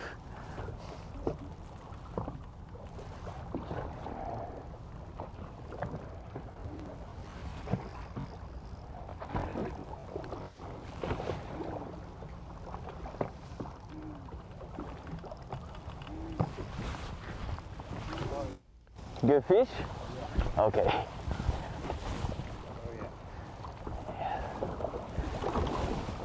Okay. Okay. Better one. Not huge, but better. Yes, not huge, but better. Yes. Should get rid of one of his 2-pounders.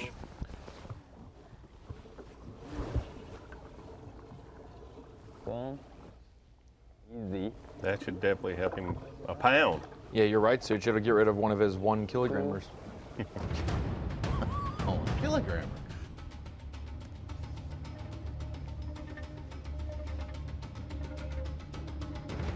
Taku-Ito past John Cox and further up St. Clair River.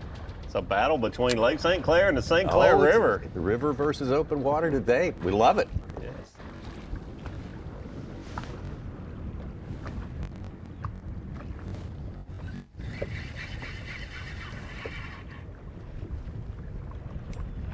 Hit it on the way in.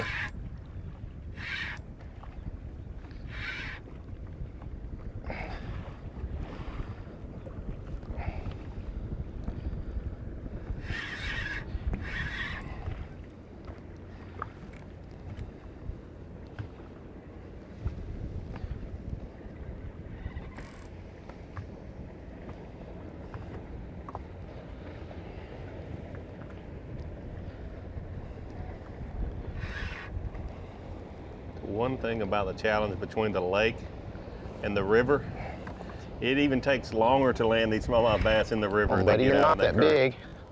It's so compressed and speeded up there in this pinch point. And I guess the plus side is there's less wind. You're a little more wind protection here than out on the main.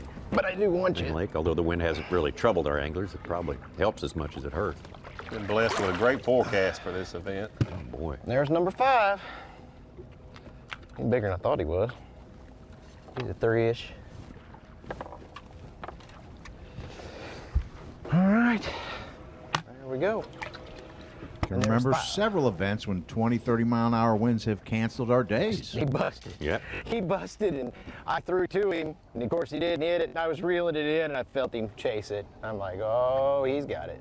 The thing about Lake St. Clair, even when the wind doesn't blow a Saturday in August, it'll be interesting. It will be interesting.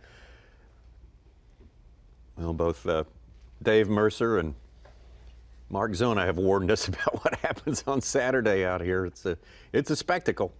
Limited number of Saturdays before winter comes. That's right. Yeah, it's short summer here, this part of the world. It's back over to John Cox now. Different view from onshore. I did a little trivia. Michigan has more than 1 million registered boats, and the U.S. side of Lake St. Clair has a lot of pleasure craft registered there.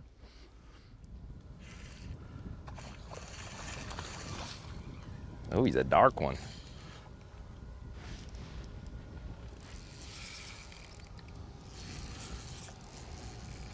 Oh, geez, there's a whole mess with them.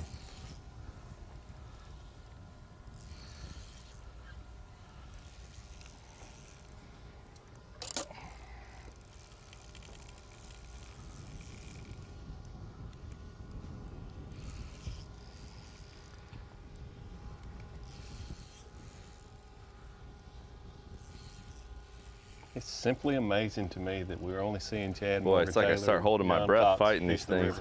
I got to remember to breathe. Got to remember to keep breathing.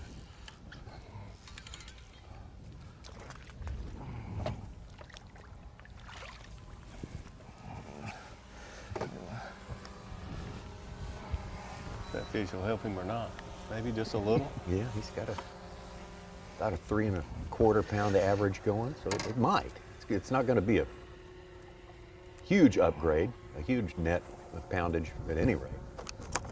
About 1.5 pounds. That's a 3-pounder. Yeah, that little 1.5 pounder. Oh, he's got that tiny one? Okay, still got that one. All right. Yeah, he's only a 3 even.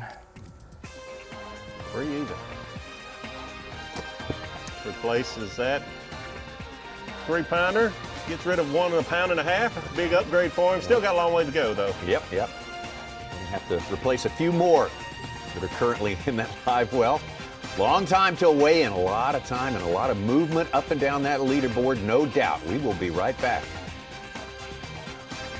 The YETI Bassmaster Elite at Lake St. Clair is being brought to you live by Carhartt.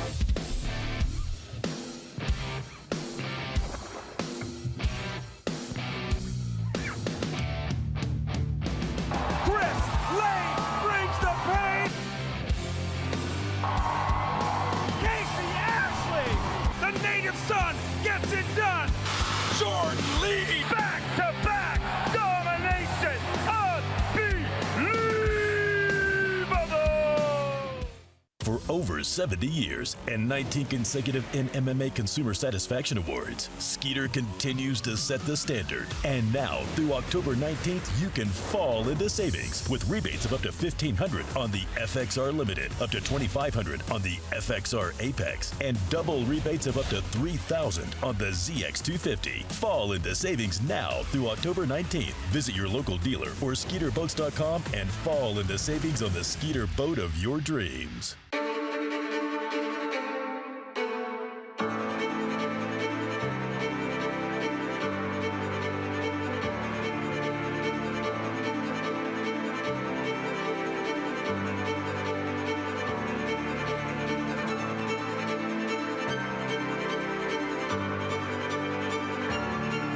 You don't know their names yet, but you will.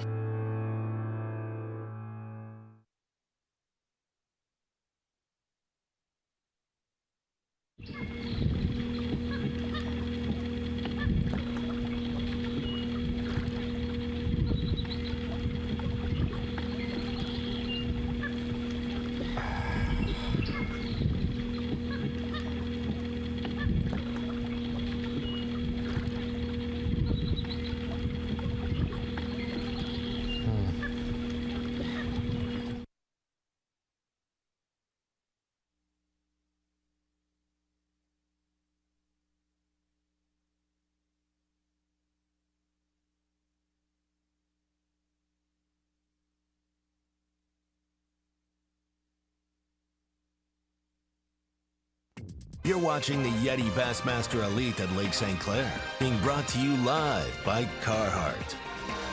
Second day of 4 days of fishing on legendary Lake St. Clair. Very important day. We call it moving day because you got to move into the top 40 if you want to fish on the weekend. Otherwise, you're on down the road and waiting for the next event to happen. John Cox, currently our leader right now, fishing in the St. Clair River.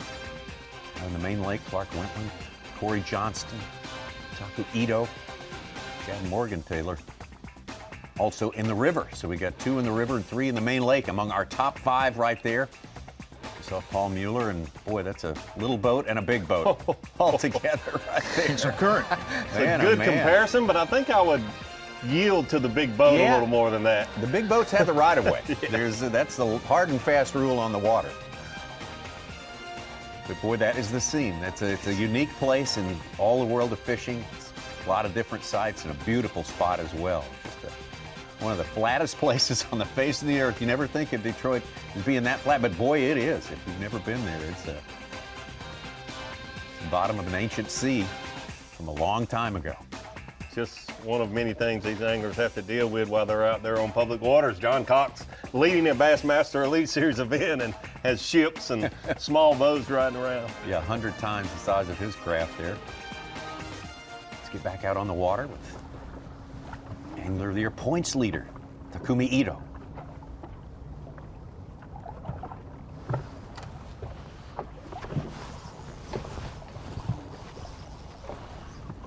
Good? Good one? Oh, maybe good one. Maybe good one. That's good one. Good one. Yeah. Maybe I can't hooking. I can't understand. I can't bite. I pick up fish here. Oh. Come on. Come on.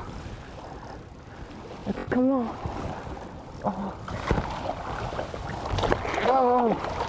Yes. Oh. No. No, come on.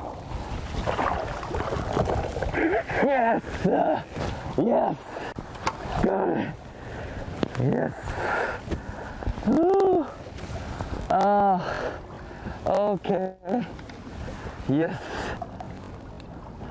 It's a good one. Yes.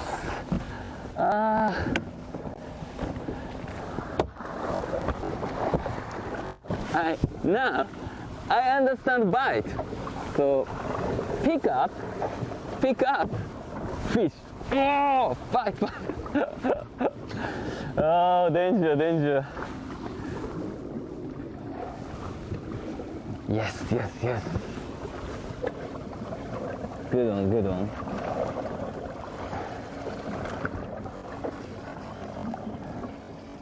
That fish will help him quite a bit. He's still had one. He's had a limit since early this morning, but that's a good upgrade there. Yeah, he's got a 2-pounder still lingering in that live well, and so he will net out some valuable pounds and ounces right there. And look out for the rest of the field because he just said, now I understand the bite. Yeah, no kidding. After catching 40 pounds in a day and a quarter. David Mullins hooked up here. Been a while between upgrades for David Mullins. In fact, he's He's not even completed his limit yet. Definitely one of the anglers that did most of his damage in the afternoon yesterday. Had his first fish in the boat at 9:45 yesterday.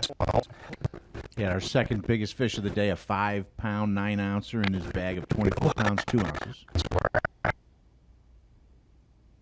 little bit of scratchy sound there. We vast lake out here, and it's getting that signal from the phone towers on shore and back to our studio. Sometimes gets to be complicated, but all in all, we've had some great images today. We really have.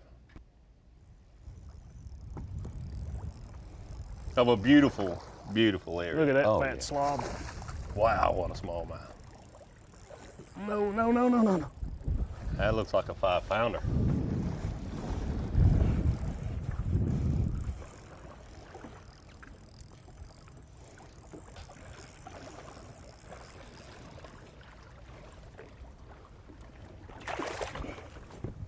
Whatever he puts in the boat is going to go right to the bottom line of his score. There we go. Oh, yeah. There we go. That's why we made the move. He's not that big, but he's over 3 anyway. Yeah. How about that? Yeah, the third one just popped in, 3.5-ish. Yeah, definitely Maybe not a little bit. 5-pounder, but He's number 3. looks like 4 to me, but he's Back one in the holding him top in his 10. hand. Yeah, back in the top 10 for Mullins now. Don't do it. That is why it affects the current in that St. Clair River, and really will push that water in and out off those little breaks in those walls. Provide a feeding opportunity for those smallmouth. They certainly get a condition to those ships going by.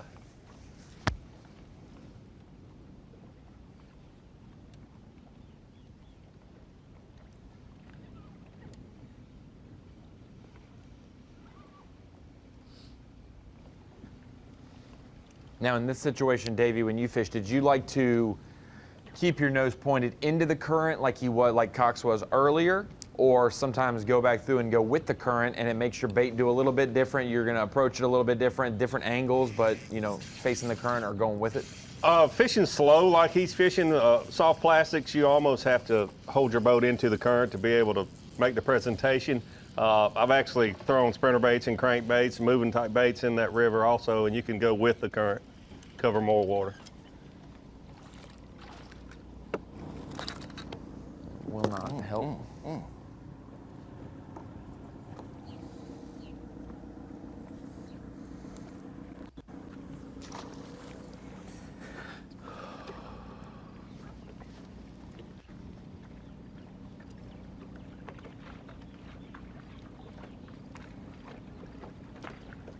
The trolling motors are more efficient. I guess our battery's probably a little better. A lot of guys using lithium batteries than they were years ago. You had to split the time into the current or going with the current just to be able to save your batteries and conserve your trolling motors.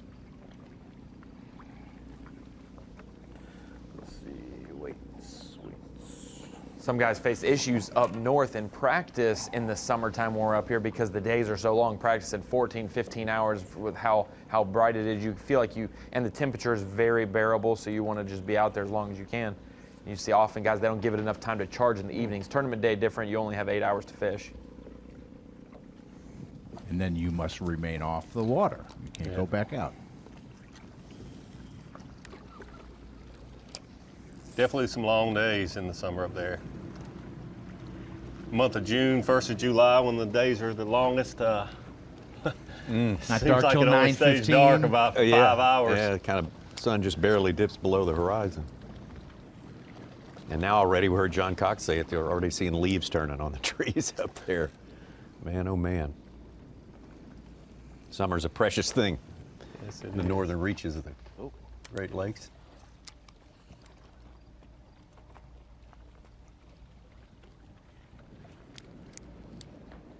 Also in the neck of the woods where the trees don't grow straight for some reason. I don't know if it's the soil, Davey, or what, but they always tend to grow at an angle because of that. I'm just kidding. It's the wind, how much it is. I was up there in Michigan in June, and I looked back at a point, and I was like, That is, am I looking at it crooked or are they crooked? Those trees are leaning from how Yeah. much wind all year Lake Huron gets, just north of where these guys are now.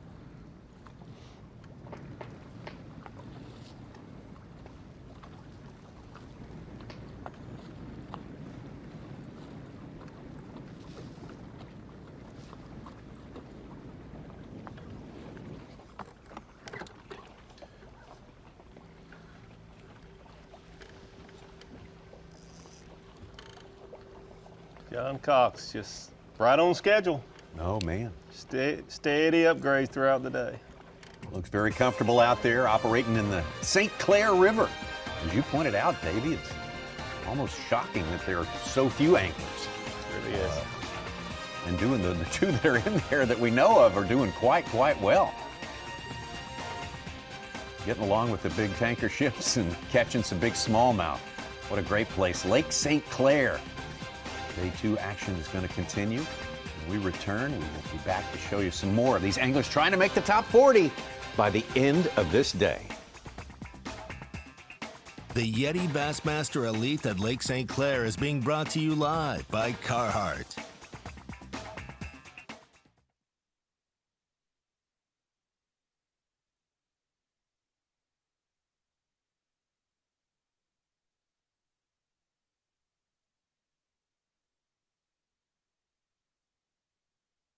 I'm pro angler Andy Montgomery. I've been making my living with Strike King products for a long time. So when they showed me the new tour grade line, I was all in. I knew I could trust it. What I didn't know was how easy it was to use. With the spooling tool and the prepaid envelope to recycle your old line included in every single box. Not only is it the best line on the market, it gives you the easiest fishing experience possible. Find out more at StrikeKing.com.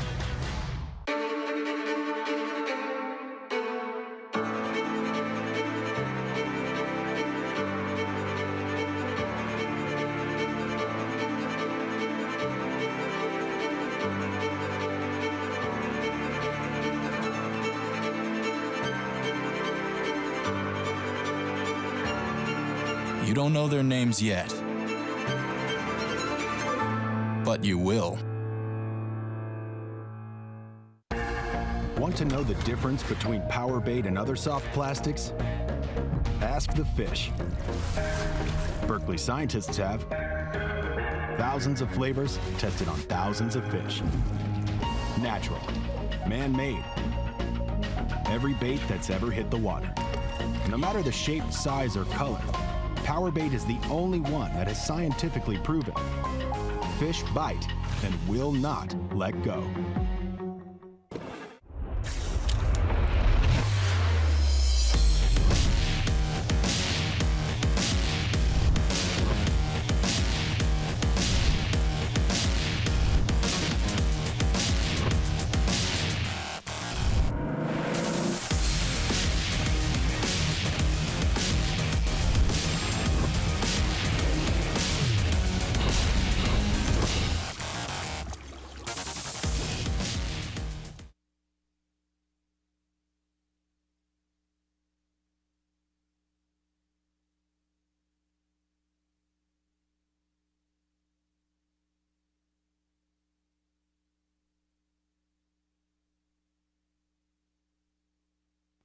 You're watching the YETI Bassmaster Elite at Lake St. Clair, being brought to you live by Carhartt. Still fishing the first half of that 8-hour day for this day 2 of 4 days of fishing that comprise the 2020 YETI Bassmaster Elite at Lake St. Clair. 1 and 2, John Cox and Takumi Ito on top of the leaderboard. There are 2 top stories of the day, you have to say, and the 2 guys are fishing their first year with the Bassmaster Elite Series. So that's a little bit unique right there, but a good grouping and a lot of movement up and down that leaderboard as we go through the day, and we expect plenty more of the same good, tight competition here on one of the greatest fisheries in all the world and one of the perennial smallmouth destinations for everyone who's into bass fishing. Everyone dreams of a trip, wants a connection somehow with Lake St. Clair. That's just part of the life of an angler, a bass angler, someone who's, as we say down here, eat up with it. Yeah, absolutely. So we're with John Cox earlier this morning, yesterday's leader with 5 smallmouth bass, weighing over 24 pounds. And this morning, getting it done in the St. Clair River. Very different than a lot of these other anglers that we've been watching, like Clark Winlet. He's out on the water this morning, just like yesterday morning, catching them early and often. That's a very nice fish there by Clark. Come on. Taku Ito on the lake also doing very well, leading Rookie of the Year and Angler of the Year here in his first season on the Bassmaster Elite Series. Well, it's great to have you with us here for Bassmaster Live. Tommy Sanders and Davey Hyde here in the Bassmaster studio. And we're still just in the morning of the second day, as we say, of 4 days of fishing. But, Davey, it's not too early to start looking at how this tournament is going to play out. And the last tournament, we had very tight competition, those top 10. And then when we started the final day, we're all within 3 pounds of each other. The tournament before that, 2 anglers were 7 or 8 pounds away from the rest of the field. Now they're all within basically the largest fish catch of the week so far. So if you like tight competition, if you want it coming down to a nail biter at the end of Championship Sunday, you could be in the right place. Oh, I think you're absolutely in the right place. And it's hard to get better than the 2 events we had in New York, but it's been phenomenal. The yesterday and so far this morning, 18th place, 20 pounds. And if you catch 20 pounds of smallmouth on day one, you got a chance to win on Championship Sunday. It's unusual to see that many anglers that close together. Yeah. Hope you're enjoying the coverage today. We got our crew in place here. Of course, Davey includes Mike Sook on the Sooch. We've heard from Sooch all morning long. Hey. What do you got? What's bubbling at the top of the biggest AOI shakeup single day? We're halfway through the season. We had 5 guys fall out of our top 10 in the Angler of the Year standings, and 5 guys in the teens move inside of it. And Taku Ito is our first Japanese angler to lead the Angler of the Year standings this late in the season. All right, we will dip deeper into that as we go on. And Ronnie Moore at the Screen of Knowledge. Where we're accustomed to finding Ronnie, and what knowledge will you impart to us to get started on this morning? It's a little bit of fantasy and a little bit of reality. It is Rapala Bassmaster Fantasy Fishing, but it deals with the reality of what we're facing with the northern swing. We started our season down south, 2 events, move up for 3 northern events, and we're going to end it with 4 fall events. And these 4 guys are pictured. You're probably like wondering why. The top 10 streak. If you're picking people in Rapala Bassmaster Fantasy Fishing, you want your guy fishing on Championship Sunday, the final day when the top 10 compete. And these 4 guys have the opportunity to do it all 3 weeks for our northern swing. Taku Ito, obviously leading Angler of the Year, Rookie of the Year, and the tournament unofficially, basically.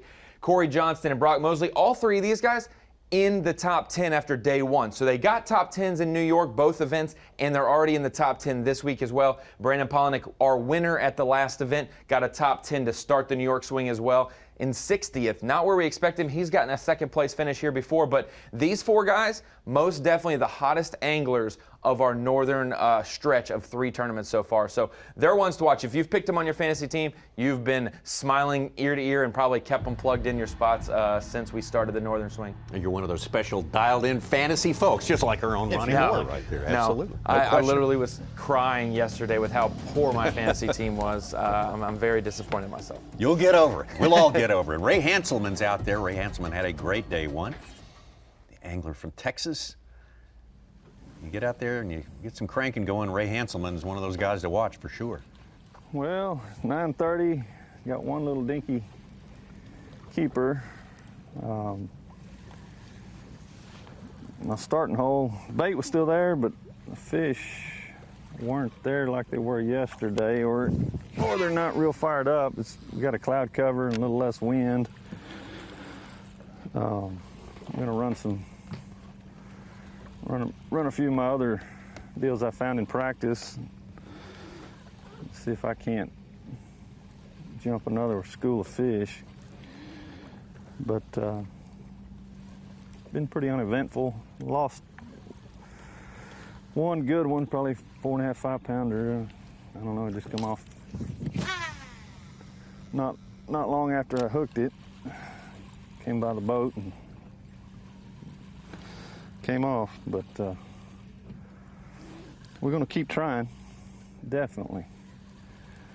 Doesn't take long here. You trip over that right little group of fish, you can get 20 pounds pretty quick.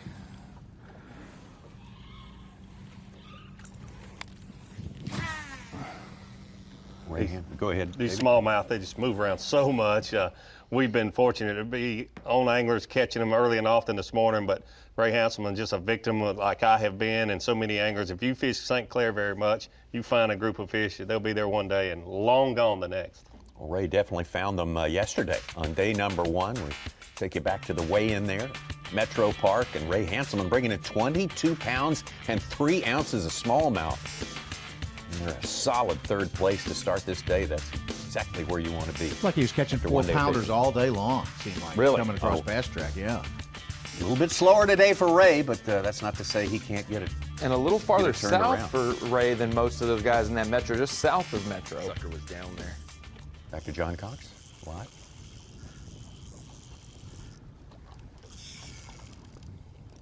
Don't be a walleye. Don't be a walleye. You believe that? I was just going around and around it. If it's a bass, it's the one we're looking for. Unless it's a strong 3-pounder. It looks like a 2-pounder. He's just strong.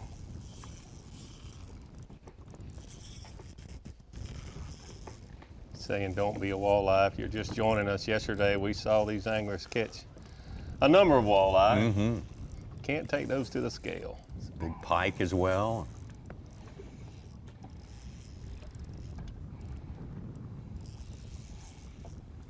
They have the usual Great Lakes complement of Yeah, he's a little guy.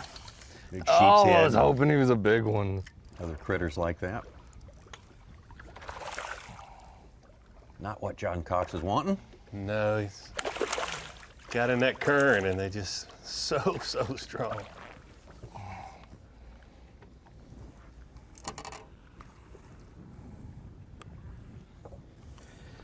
Oh, dang it. Well, he's probably not going to pull Got anything. the top 2.5 pounds. Right.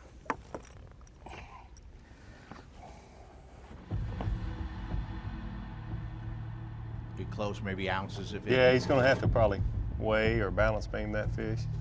Let's get back out to Tennessee's David Mullins. Pretty close. He got it. Still looking to I fill told out you his that's pretty limit. close. It's a big one too. Please be a bass. I think it's a drum. It's not surging at all. Well, it's moving now. I think it's a drum. I think it's a drum.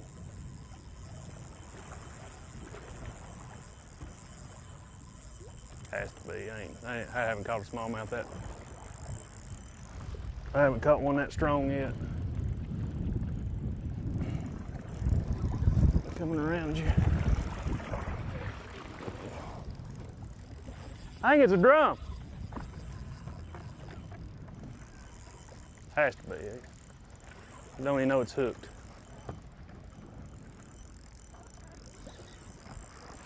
He hit it on the fall just like a bass, though.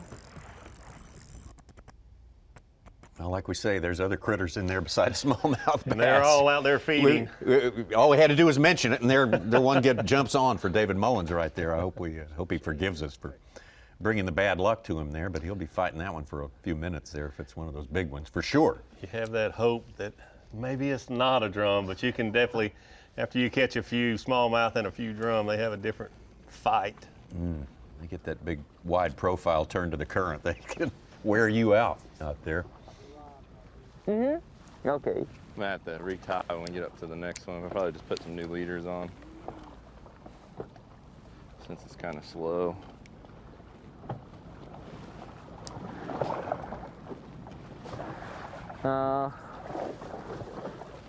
He stay every day here, 5-pounder.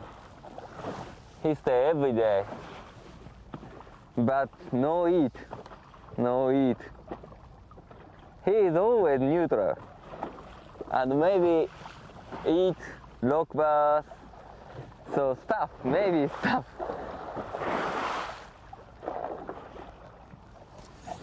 No eat, so difficult. We're going next. I caught a freaking giant one. Like, It was probably, it was over 24 inches long. I wish I would have weighed it. And he knows more. I caught that one, saw another one, and then saw like a 5-pound largemouth in the same area. I got catch. What have we Very seen? good One shot, largemouth so 5 far pounder. in this tournament, I think. Yeah, it's amazing. It's amazing to me. So, smallmouth genius. Yeah, just a little bit. Okay, let's go. Much like St. Lawrence, this used to be a largemouth destination, It really along did. with the smallmouth for sure. But It really did, but now just the gobies have changed everything in these Great Lakes region. I have to say, some So of our heavy. anglers, like Gerald Swindle, he's a great angler, but he's also a great haircut guy. He dolled John Cox up after the last event, gave him a nice little haircut, and now What? he's catching smallmouth. He did. All right. There's a backstory to that. We'll get into that. we'll get back to that. We want to hear more about that right there. If there's any illegal haircutting going on out there, we need to know about that. Or no, just kidding. John Cox, your leader right now. He and Taku Ito have 40 pounds surrounded, obviously, on the second day of competition. We'll be right back. The Yeti Bassmaster Elite at Lake St. Clair is being brought to you live by Carhartt.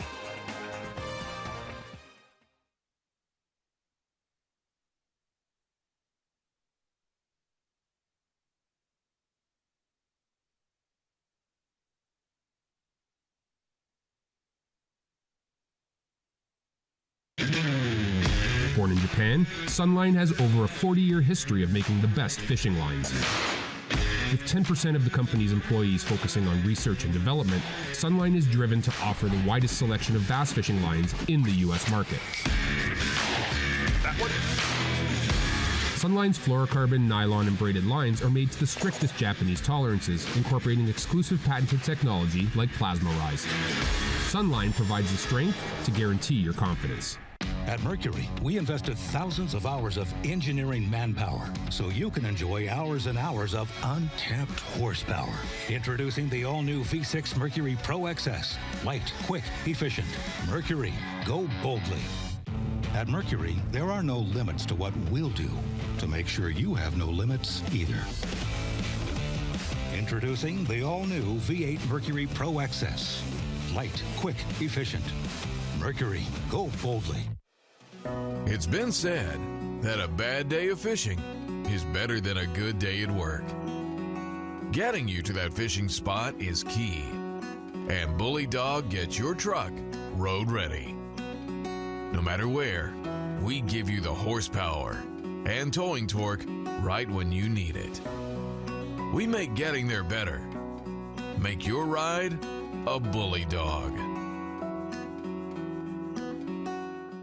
Groundbreaking designs, unsurpassed quality, and unshakable confidence. Welcome to the Ranger Z500 and Z100 series. Leading the industry for over 50 years, these rigs are custom crafted and loaded with more features and advantages to deliver the ultimate ownership experience. The legendary Ranger Z series. Unleash next level performance. Mercury, go boldly.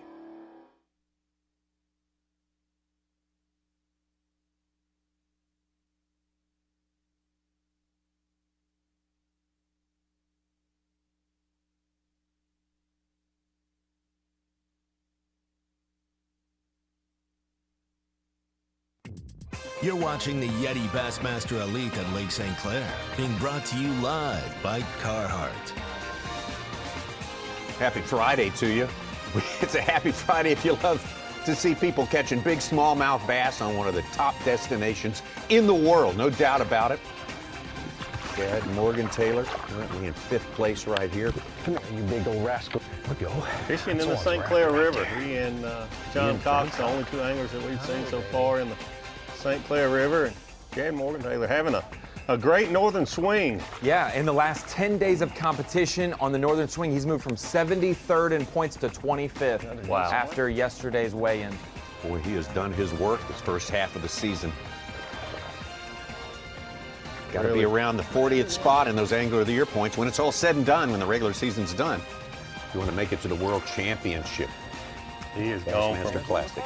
being out of the classic cut to being right in the middle of it. Legend Clark Wendlandt, definitely in the classic cut. He did himself a lot of good in Angler of the Year points yesterday, moving all the way up into third place, and he is continuing his mission today. He really is, and Clark Wendlandt having more of a Clark Wendlandt type of year this year. Last year, we finished up the season here on Lake St. Clair, and Clark had a great tournament, still couldn't quite get enough points to qualify for the Bassmaster Classic. I'm sure a disappointment for him, but he is having a great season so far this year, right in the mix, not for making the Bassmaster Classic, but in the thick of things for Bassmaster Angler of the Year. Yesterday morning and this morning, catching them early and often, catching 18, almost probably 20 pounds this morning just in the first hour or two.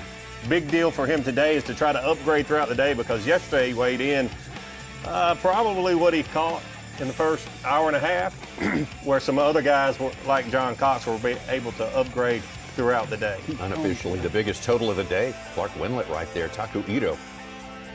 Pretty much keeping pace. These two, as our Mark Zona pointed out, have separated themselves from that big pack fishing the giant flat there out in front of Metro Park. They are, and Taku has been just extremely impressive the last few weeks, but if you look at his resume, Ronnie talked about it earlier, he's been impressive in every Bassmaster event basically that he has fished. Qualified for the Bassmaster Elites through the Central Opens last year. Obviously had a great year there to be able to qualify to make it to the Elites. But since being on the Elites, he's done extremely well.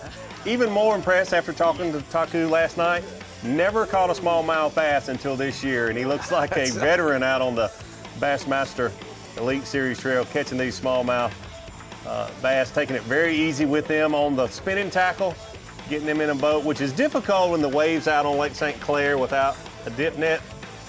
And then also this morning early, catching 3 or 4 of those fish on a crankbait. Yeah, we watched him loading the boat with them in an even rougher environment on Lake Ontario 2 tournaments ago. Yeah, he looks like an old hand at smallmouth. I still don't believe this is the first year he's ever caught him. Look out 10 years from now, because he's obviously a quick learner. A young talent on our Elite Series trail. Definitely one of our big stories today, the second day of this tournament. The man who started with the lead. Top story of the day, John Cox. Yeah, talking to John Cox last night, he's just so relaxed, and he's known to be a great shallow water largemouth fisherman. Even though this is his first year on the Bassmaster Elite Series trail, he's won a number of big tournaments and always seems to be fishing close to the bank. Yesterday, he started out on the lake, caught a few fish, and he said, I just feel comfortable when I'm casting to the shoreline or when I'm close to the bank. He moved into the river and upgraded everything he had in his live well, and said, about 12:30, 1 o'clock, I quit fishing things that I had found in practice, started basically practicing again, trying to find new water, expanding on his area, and he did just that, culling 2 or 3 times late in the day yesterday to have a total of more than 24 pounds. Today he's working with about a 3 1/4 pound average right now, but he will continue, as you say, to upgrade throughout he looks very, very comfortable fishing in the river there. So, man, oh man, John Cox is certainly a great bet. Anyone looking to pick a winner in this tournament, a little early to say who's going to win it when you look at how tight that competition is right there among our top 10. Basically, the weight of one huge fish here is what separates them all. You see that 34 pounds to 41, you know, that's a big margin between first and 10th place, but that will tighten up today throughout the day. Those top 3 guys caught them early and often. These other guys will upgrade. Yeah, they will fill in for sure. There's the other important number today, number 40, because number 40 is the last man in the field as we head into the weekend. Right now, as that stands, it is Drew Benton.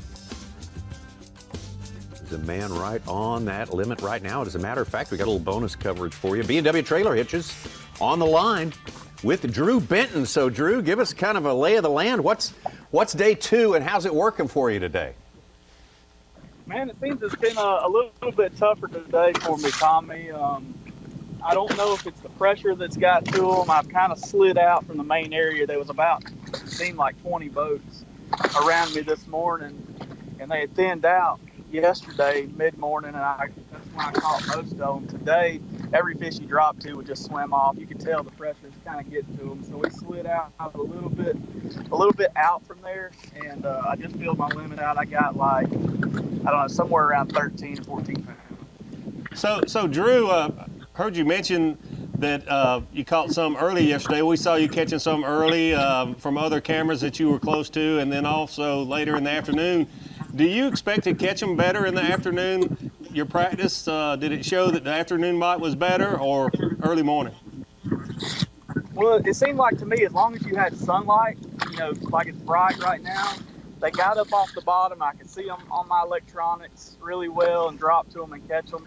You know, right now it looks great, but the clouds just got out of the way and we just got the sunlight about 15 minutes ago. So I really anticipate the fish catches to go up here on. So we saw you earlier in the year at Lake Eufaula fishing brush piles offshore. Are you targeting brush piles out on Lake St. Clair right now? If there are, I hadn't found any. I think if somebody did sink something out here, it would be golden. You know, there's nothing out here. You can take a paper plate and that could be your map of Lake St. Clair. It's just flat and barren. And I think if there was any kind of rock or anything out here for them to relate to, you could catch some. Paper plate, that's a good way to put it, Drew Benton. And good luck to you relocating those fish, reconnecting with those fish this afternoon. It takes a little, but you've got the experience and you know how to go about it. He knows the process. Drew Benton out there currently in 40th place. Good to see these anglers so diverse. He was one of our big movers in AOI from 14th to 7th. Wow. Less than 40 points out of the lead, and he could make some more ground today. John Cox, still the man on top. Cox Ito Wentland has been that for a while now, with Corey Johnston making the move up right behind those top three right there. Morgan Taylor, Paul Mueller. Watch out for Paul Mueller. Everybody's been saying that since this tournament began. He is a dangerous character up north and, well, pretty much everywhere else. We'll be back. Maybe we can run him down when we come back. The YETI Bassmaster Elite at Lake St. Clair is being brought to you live by Carhartt.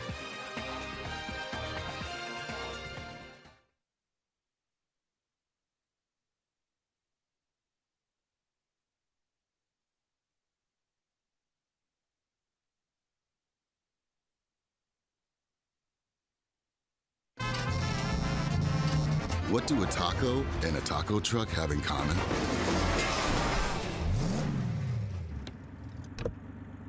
Nothing. If you want to play, you need a Tacoma. Your time on the water is precious. You return season after season to make unforgettable memories. Fight a few fish, reconnect with friends, and recenter yourself. If you count on having this time, you need an outboard you can count on to power it. That's why boaters stay with Yamaha for the long run, for life.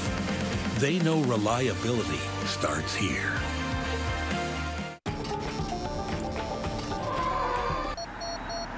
Pre-collision system, standard, on the 2020 Tacoma, so you can go from one epic playground to the next.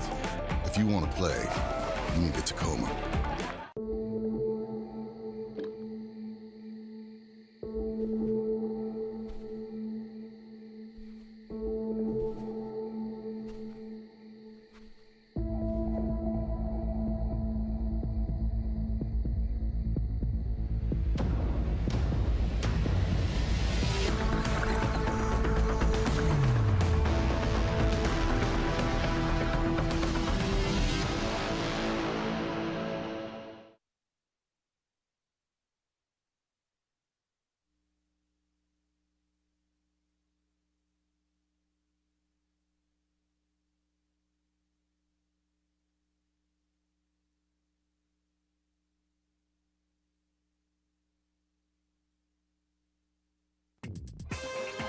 The YETI Bassmaster Elite at Lake St. Clair is brought to you by Abu Garcia, Berkeley, Nitro Boats, and by Ranger Boats. It has been action-packed this morning at this incredible place, Lake St. Clair. We have just a few minutes left in the morning session here on Bassmaster Live. We'll take our regular midday break. at 10 a.m. Eastern Time and be right back in action an hour later, 11 a.m. Eastern Time, for 3 more hours of fishing on this all-important moving day. Day number 2, 4 days of fishing in this tournament. The rules of the game, well, they have 4 days to fish, as we just mentioned. Roughly an 8-hour day for each angler. 5 fish limit, that's what you can bring to the weigh-in on each day, your 5 best from the day. 85 anglers, full field again today on day 2, but tomorrow, only the top 40 after the weigh-in. We'll be fishing, and as we know, 10 on Championship Sunday. So that's a big ask, is making it to Championship Sunday. But boy, you're in a good place if you make it to Sunday fishing out here. TH Marine Weather Watch, our current conditions right now, sunny, 71 degrees, not quite as warm as it was predicted for today. It may warm up a little bit more in the afternoon. Wind southwest, a little less wind today, about half as much wind. What a gorgeous day. 71 degrees, 4-mile-an-hour wind, Lake St. Clair. All right, well, it is a Chamber of Commerce day. We have our colleague Mark Zona out there on the water and enjoying the sunshine. And what else are you taking note of out there as we head into towards our break? Z? Tommy, we made a really, really big lap. And what we've seen, at least so far in this tournament, out on the main lake, take away the rivers where guys like John Cox are fishing. Out on the main lake, it seems like there's really 3 schools of bass right now. There's the ones that are close to our takeoff that guys like Taku Ito and Clark Wendlandt are fishing. There's that Metro Flat area where there's like, call it 3/4 of the field fishing. But then there's that other group, the guys like Corey Johnston, Chris Johnston, David Mullins, Shane LaHue. And here's what's interesting that I did not know. They are a long, long way from Metro Flat. Okay, they're out in like 17 to 19 feet of water, a lot closer to the Canadian shipping channel, the Canadian border line out there. And the area they're in, it's a lot bigger than I really thought it was going to be. It's probably about a 2 to maybe a 3-mile radius where they're catching those better than average size fish.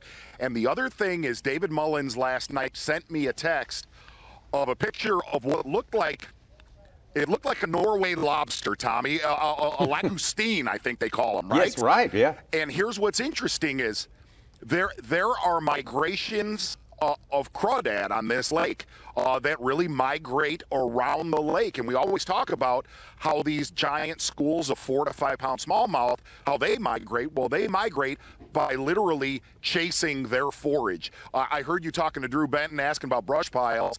To me, a smallmouth's cover is whatever he is eating. And it seems that little zone where Mullins and the Johnstons are at, it has a big forage base in it right now. And the other thing about that is, as I was watching how those guys were adjusting in that area, and they're going to cannibalize each other. But with that being said, it has a quality, and it seems like it has a pretty big radius that can sustain. Look, guys like Clark and Taku, they're really close to our boat ramp, and they can get affected by pressure this weekend, local pressure. Pleasure boats, I'm staring at like 50 pleasure boats right now. Where the Johnstons and Mullins are at, they're not going to get bothered. They are as close to Canada truly as you could get. So Z, you named those 3 areas, and then one other that we're watching, John Cox and Chad Morgan-Taylor in the St. Clair River itself. With so much experience there, which one do you think will prevail? Gosh, man, I got to give it to the lake. And I know there's some of my buddies watching this right now screaming at me. The reason why I say I give it to the guys that are fishing in the lake is with so much of our river, of the St. Clair River off limits in this tournament, the best river water that's available is in Canada. I just think by the end of tomorrow, the guys that are fishing North Channel, Middle Channel, Davey, I think it's going to wear out by the end of the weekend. I really do. Z, we appreciate your take on everything that's going on out there, kind of getting us tuned in, dialed into the arc of this tournament, at least how our colleague Mark Zona sees it playing out, and he's got plenty of experience out there. I saw that picture of that giant crawfish out there. Wow. Now, what Zona told us yesterday, when the bait leave, the fish leave, find some fish that are on crawdads, because they can't leave as fast. Not quite right? as fast, They can't move away. They Crawl can't away, swim. crawl Great away. zone, Crawl away. drone shot with Mark Zona and Ashley Wages there. Yeah, oh, that's, yeah. Really have been benefiting from the live drone shots here on this beautiful place with this beautiful glacial colored water here coming down from Lake Huron. Just an incredible spot. There's John Cox, our leader, not by a whole lot, but making a move. He said he's heading to a place where he's seen some big ones yesterday. So that's a good prospect for this afternoon as we get close to wrapping up our morning session here. Yeah, John Cox is just, you know, I can't disagree with Zona. He's got so much experience there, but, you know, half of the river, just like a little more than half of the lake, is off limits because it's Canadian waters, and they're only able to fish U.S. waters here this week. But with only 2 anglers in that river, wow. You still get a lot. You get a lot if Yeah. you're one of 2 anglers in that You river. bet. That is for sure. Canadian side off limits or no? First look at Chris Johnston today. Had a great day, number 1. That was good to know, though. I thought those anglers were closer to our takeoff than, you know, he mentioned the Johnstons and then David Mullins and Shane LaHue being out there closer to the shipping channel, closer to where we saw Jamie Hartman spend a lot of his day yesterday. Well, Zona said he thought they would be less susceptible to local fishing pressure when that happens on the weekend. And of course, a place like this gets pressure 7 days a week. Oh, yeah, There's no in the doubt summer. about that. Yeah. Summer is so short and oh, man, such yeah. a great fishery. It's so beautiful. It gets pressure all summer long. It's just a beautiful shots of this incredible place, natural lake and natural waterway for the Great Lakes water to flow west to east through the northern tier of states here. That's a good shot of John Cox going to his next location. Go with Ray Hansel. Good tournament for Ray. John Cox. Best tournament of all of them out there, all of our 85 anglers today. Again, we're going to cut them down to 40 at the end of the day. So hope your favorites, the ones you picked out, are prospering on day number 2, moving day. You got to get up into that 40 or get on down the road. David Mullins, slower start today. We're coming back. We remind you in 1 hour, 11 a.m. Eastern Time with 3 more hours of coverage. Bassmaster live coverage. The very top level of fishing for you on one of the greatest fisheries on the face of the earth. Thanks so much for being with us this morning, and we'll see you this afternoon.